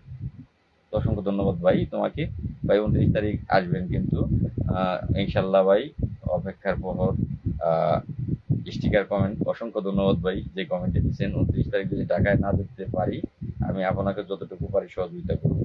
ভাই সহযোগিতা তো করবেনই, সেগুলো টাকার কাছে টাকা লাগবে, লোকের কাছে কিন্তু টাকা দিয়ে হবে না। লোকের কাছে কিন্তু ভাই লোক লাগবে, অবশ্যই যে লোকের কাজগুলো সেগুলো আপনারা কিন্তু আসবেন, আপনাদের লাগবে। অসংখ্য ধন্যবাদ ভাই।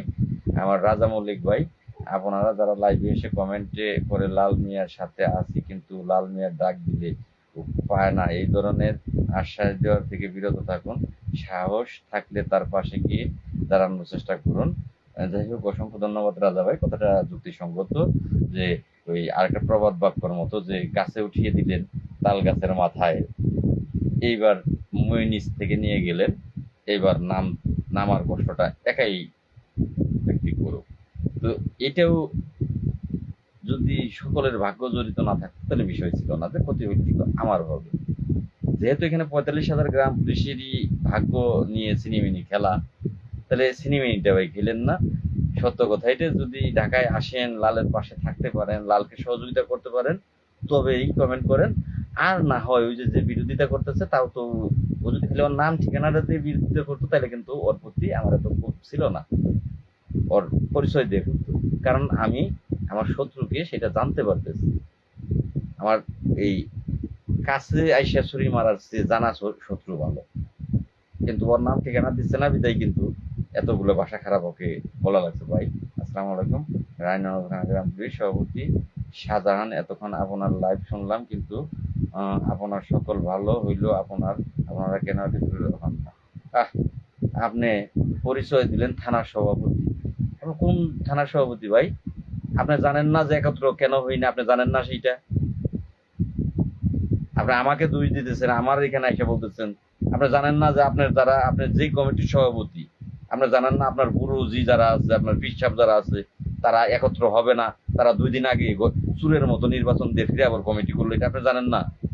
আপনি কিসের সভাপতি? আপনি যদি থানার সভাপতি হয়ে থাকেন, আপনি তো জানার কথা যে তারা একত্র হবে না। আপনি আমার পোস্টে এনে কমেন্ট করলেন, হইলো এইটা? আপনার তো জানার কথা এটা, যে আপনার যারা কেন্দ্রীয় কমিটির সভাপতি সেক্রেটারি, তারা কখনোই একত্র হবে না। আপনি আমাকে দোষ দিচ্ছেন কেন? নির্বাচন দিতে বলেন, আপনার কমিটিকে বলেন যে আমরা আপনাকে ওই বানাবো, কিন্তু আপনারা নির্বাচন দেন, সকলে থেকে নির্বাচন দেন, লাল মিয়ারে ফেল করান, এবার লাল মিয়া চুপ করে বসে যাবে, তখন আর কথা বলতে পারবো না। এটা আপনার কমিটিকে বলেন। আগামীতে আসবো ইনশাল্লাহ। যাই হোক, ধন্যবাদ ভাই। ভাই আপনি আসবেন না?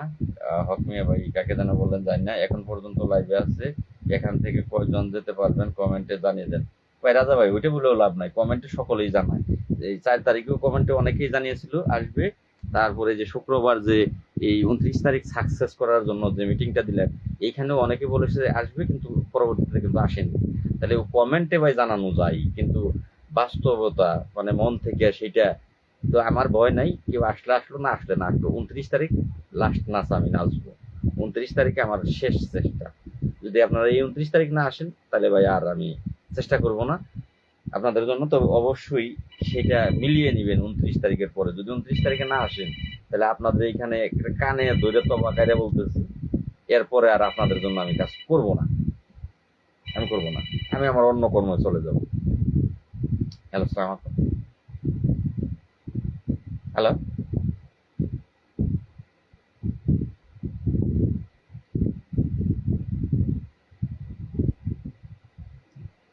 ইনশাল্লাহ ভাই আমি যাব ঢাকায়। ধন্যবাদ ভাই। হক ভাই তো আসেনি। আহ, হক ভাই তো নেত্রকোনার, হক ভাই তো আসেনি। হক ভাই লইতে টেনশন নেই। তো যাই হোক, আমি ভাই লাইভ থেকে বিদায় নিতে চাচ্ছি। যদি আপনাদের ভালো লাগে শেয়ার করবেন, প্রত্যেকেই শেয়ার করবেন। যদি ভালো লাগে তাহলে ঢাকায় আসবেন, ভালো না লাগলে আসেন না, দরকার নাই। কারণ যদি ওই যে ওই লাইনের হয়ে থাকেন, আকাশে চাঁদ উঠলে দেখা যাবে, চাঁদ উঠবে না, দেখাও যাবে না। বেতন বাড়বেও না, আপনি পাবেনও না। জাতীয় বেতন স্কেল হবেও না, আপনি পাবেনও না। বসে থাকেন চাঁদ দেখার অপেক্ষা। রিটায়ারে যাবেন ওই মাসকলার ডাল নিয়ে, মুগ ডালের চিন্তা করেন না, মসুরির ডালের চিন্তা করেন না। যাই হোক, বিদায় নেব ভাই। যারা যাবে আমি সেই কমেন্টগুলো স্ক্রিনশট দিয়ে রাখবো, তারপর মিলিয়ে দেখবো কয়জন যায়। ভাই 20-25 জন হবে, আমি আশা করতেছি খুব সম্ভবত 20-25 জন হবে। কারণ কর্মচারী ইউনিয়নের যে বাধা ভাই, এই বাধা ওভারটেক করে গ্রাম পুলিশ আসা খুব টাফ ব্যাপার, সেটা আমিও বুঝি। সাধারণ গ্রাম পুলিশের দোষ কি? থানার সভাপতি যদি উদ্যোগ নেয়, একটা থানার সভাপতি সে যদি উদ্যোগ নেয় যে আমরা যাব সবাই, তখন সেখান থেকে সবাই আসবে। কারণ কর্মচারী ইউনিয়নের বীজ সব জায়গায় বোনা, প্রত্যেকটা থানায় থানায় বোনা। সেখান থেকে বাধা পড়লে স্বাভাবিক গ্রাম পুলিশ তখন আসে কম। তো 20-25 জন তো হবে, হইলে ভালো হবে। কারণ যেহেতু সরকার দলীয় একটা লোক, একটা মন্ত্রী, একজন বিএপি পার্সন মিটিং এ আনো, আইনা যদি দেখে, সে আইসা যদি দেখে 25 জন গ্রাম পুলিশ সদস্য হয়েছে, হয়তো বা আমাকে বলবে যে কেমন নেতা, তার ডাকে 25 জন গ্রাম পুলিশ আসছে, এটা আমাকে বলবে। কিন্তু আরেকটা দিকে সে ক্লিয়ার হয়ে যাবে যে গ্রাম পুলিশের যাতে কোনো দরকার নাই, বা গ্রাম পুলিশের কোনো দাবি দেওয়া দরকার নাই, এই কারণে এই গ্রাম পুলিশ আসে না, এইটাও সে ক্লিয়ার হয়ে যাবে। সেখানে ক্ষতি আমার যতটুকু হবো তার চেয়ে বেশি বেশি বেশি বেশি 45,000 টাকা হবে। মন্ত্রী মহোদয় হয়তোবা আসলো, অথবা আসলোই না। কারণ ওরা কিন্তু এই যে মাননীয় প্রধানমন্ত্রীর উপদেষ্টা মহোদয় 4 তারিখে আসার কথা, উপদেষ্টা মহোদয়কে ওরা ওই থানার গ্রাম পুলিশের মাধ্যম দিয়ে তারে ফোনে তার কাছে বলাইছে, তারে তার এই নাম্বারে, এই হোয়াটসঅ্যাপ নাম্বারে পাঠাইছে লাল মিয়া, এই আওয়ামী লীগের বঙ্গবন্ধু আদর্শ গ্রাম পুলিশ কেন্দ্রীয় কমিটির সভাপতি, ওইখানে আপনি যাইয়েন না, এটা কর্মচারী ইউনিয়ন পাঠাইছে। তাহলে ওরা কিন্তু চেষ্টাটা করে যাতে না আসে, সেইটাই চেষ্টা করে। তো যাই হোক, সেগুলো সব চেষ্টাই ব্যর্থ এই তারিখ হবে। যদি আপনারা না আসেন তাহলে কিন্তু মন্ত্রী মহোদয় বা যিনি এখানে উপস্থিত থাক, সে দেখে যাবে যে গ্রাম পুলিশ 25 জনেরই দরকার জাতীয় বেতন স্কেল, আর 45,000-এরই দরকার না, তাহলে না দিলেও কিছু যায় আসে না, কিছু যায় আসে না। তাহলে আমার কোনো কিছু আসে যায় না।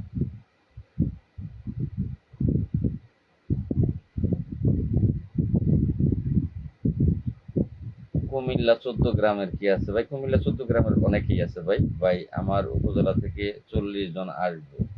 হ্যাঁ হক ভাই, আপনাদেরটা জানি রাঙামাটি থেকে অনেক লোক আসবে।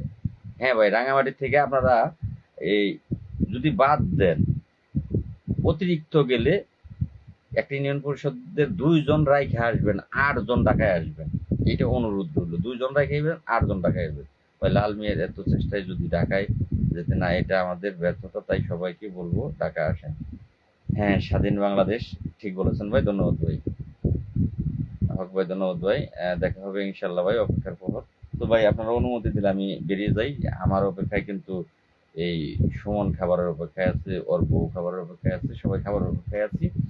তো এই লাইভ থেকে বেরিয়ে যেতে চাচ্ছি, যদি আপনারা অনুমতি দেন। অনেক কথাই তো হইলো, আবার পরবর্তীতে লাইভে আসবো। আর আপনারা এখনো আল্লাহ মেধা খাটিয়ে বিচার বিশ্লেষণ করে কি আপনাদের ভালো চায়, কি আপনাদের খারাপ চায়, সেটা একটু বিচার বিশ্লেষণ করে বের করে নেবেন। ধন্যবাদ সকলকে। আর যদি মনে চায় ভাই, কাল সকাল থেকেই আপনারা একটু সহযোগিতার হাত বাড়িয়ে দিন। হল রুমটা দ্রুত বাড়া নিতে হবে, কাজগুলো দ্রুত সম্পাদন করতে হবে। আপনারা একটু সহযোগিতার হাত আমাকে বাড়িয়ে দেন। আর আমি কালকে যেন ঢাকা যেতে পারি, তবে আমি দেখাবো কোথায় গেলাম, সেগুলো দেখতে পারবে। ওরা যা পারে পারলে করো, আমি দেখাবো যে আমি কার কাছে গেছি। কেননা আপনাদের মনেও তো বিশ্বাস কম, দেখাইলাম না তাহলে লাল গেল কোথায়, মিথ্যা কথা বলে মনে হয় আমার কাছে মানে কালকের গাড়ি ভাড়া বাবদ টাকা চাই দিব এমন। তো যাই হোক, আমি দেখাবো। আমরা যদি সত্যিকার অর্থে লাল ভাইকে ভালোবাসি এবং আমরা আমাদের দাবি আদায় পৌঁছতে হবে, তাহলে অবশ্যই 29 তারিখে আসতে হবে। হ্যাঁ, ধন্যবাদ ভাই। 29 তারিখের ভাই জায়গাটার নাম বলেন, আমরা যাব ভাই জাতীয় প্রেস ক্লাবের সামনে। ওইখান থেকে পরে হল রুম, পরে মাননীয় প্রধানমন্ত্রীর কাছে স্মারকলিপি, ওগুলো সব পরে, আগে জাতীয় প্রেস ক্লাব। ইনশাল্লাহ দেখা হবে। ধন্যবাদ ভাই। ভাই ময়মনসিংহ থেকে কি গ্রাম পুলিশ যাবে? ভাই কি বলেন, এটা কোনো কমেন্ট হইলো? তো ময়মনসিংহ থেকে আসবেন না কেন? ময়মনসিংহের গ্রাম পুলিশ কি তারা গ্রাম পুলিশ না? আপনাদের কি জাতীয় বেতন স্কেলের দরকার নাই? আর যদি সব বিল্লাল ভক্ত হয়ে থাকেন তাহলে আসবেন না, কারণ বিল্লালের অনুসারী যারা, তারা তো আসবেন না। যদি মনে করেন সবাই বিল্লালের মতো জমিদার, তাহলে আসবেন না। আর একটা ভালো কথা বলছেন, আমি যেহেতু লাইভে লোকও নাই বেশি, শেষ প্রান্তে বলি, বিশেষ করে ঢাকা, মানিকগঞ্জ, টাঙ্গাইল, ময়মনসিংহ, নারায়ণগঞ্জ, মানে যারা একেবারে কাছে, ভাড়াটা কম লাগে, ঢাকার আশেপাশে যা আছে এইগুলো, গাজীপুর, ভাড়া কম লাগে, সময়ও কম লাগে। আপনারা একজন গ্রাম পুলিশও ঘরে বসে থাকবেন না। যে চট্টগ্রাম থেকে, এই কক্সবাজার থেকে আসবে, যে সেই বান্দরবন থেকে আসবে, তারা আসতে 2,000 গাড়ি ভাড়া, যাইতে 2,000 গাড়ি ভাড়া, তার 5-6 হাজার টাকা খরচ যাবে। সে যদি সেখান থেকে আসতে পারে, 200 টাকা গাড়ি ভাড়া লাগবে, 200, 200, 400 টাকা আপনার রাইতে যেতে খরচ যাবে। আপনি কেন আসতে পারবেন না ভাই? যদি খালি ঢাকার আশপাশ যেটি গ্রাম পুলিশ আসেন সেগুলোরা আসেন, তাইলেও কিন্তু অনেকটা ভারী হয়ে যায়। আর দূর দূরান্তে তারা একটু কমে আসতো। তাই যাই হোক, অনেক কথা হইলো। সকলে ভালো থাকবেন। আসসালামু আলাইকুম ওয়া রাহমাতুল্লাহি ওয়া বারাকাতুহু।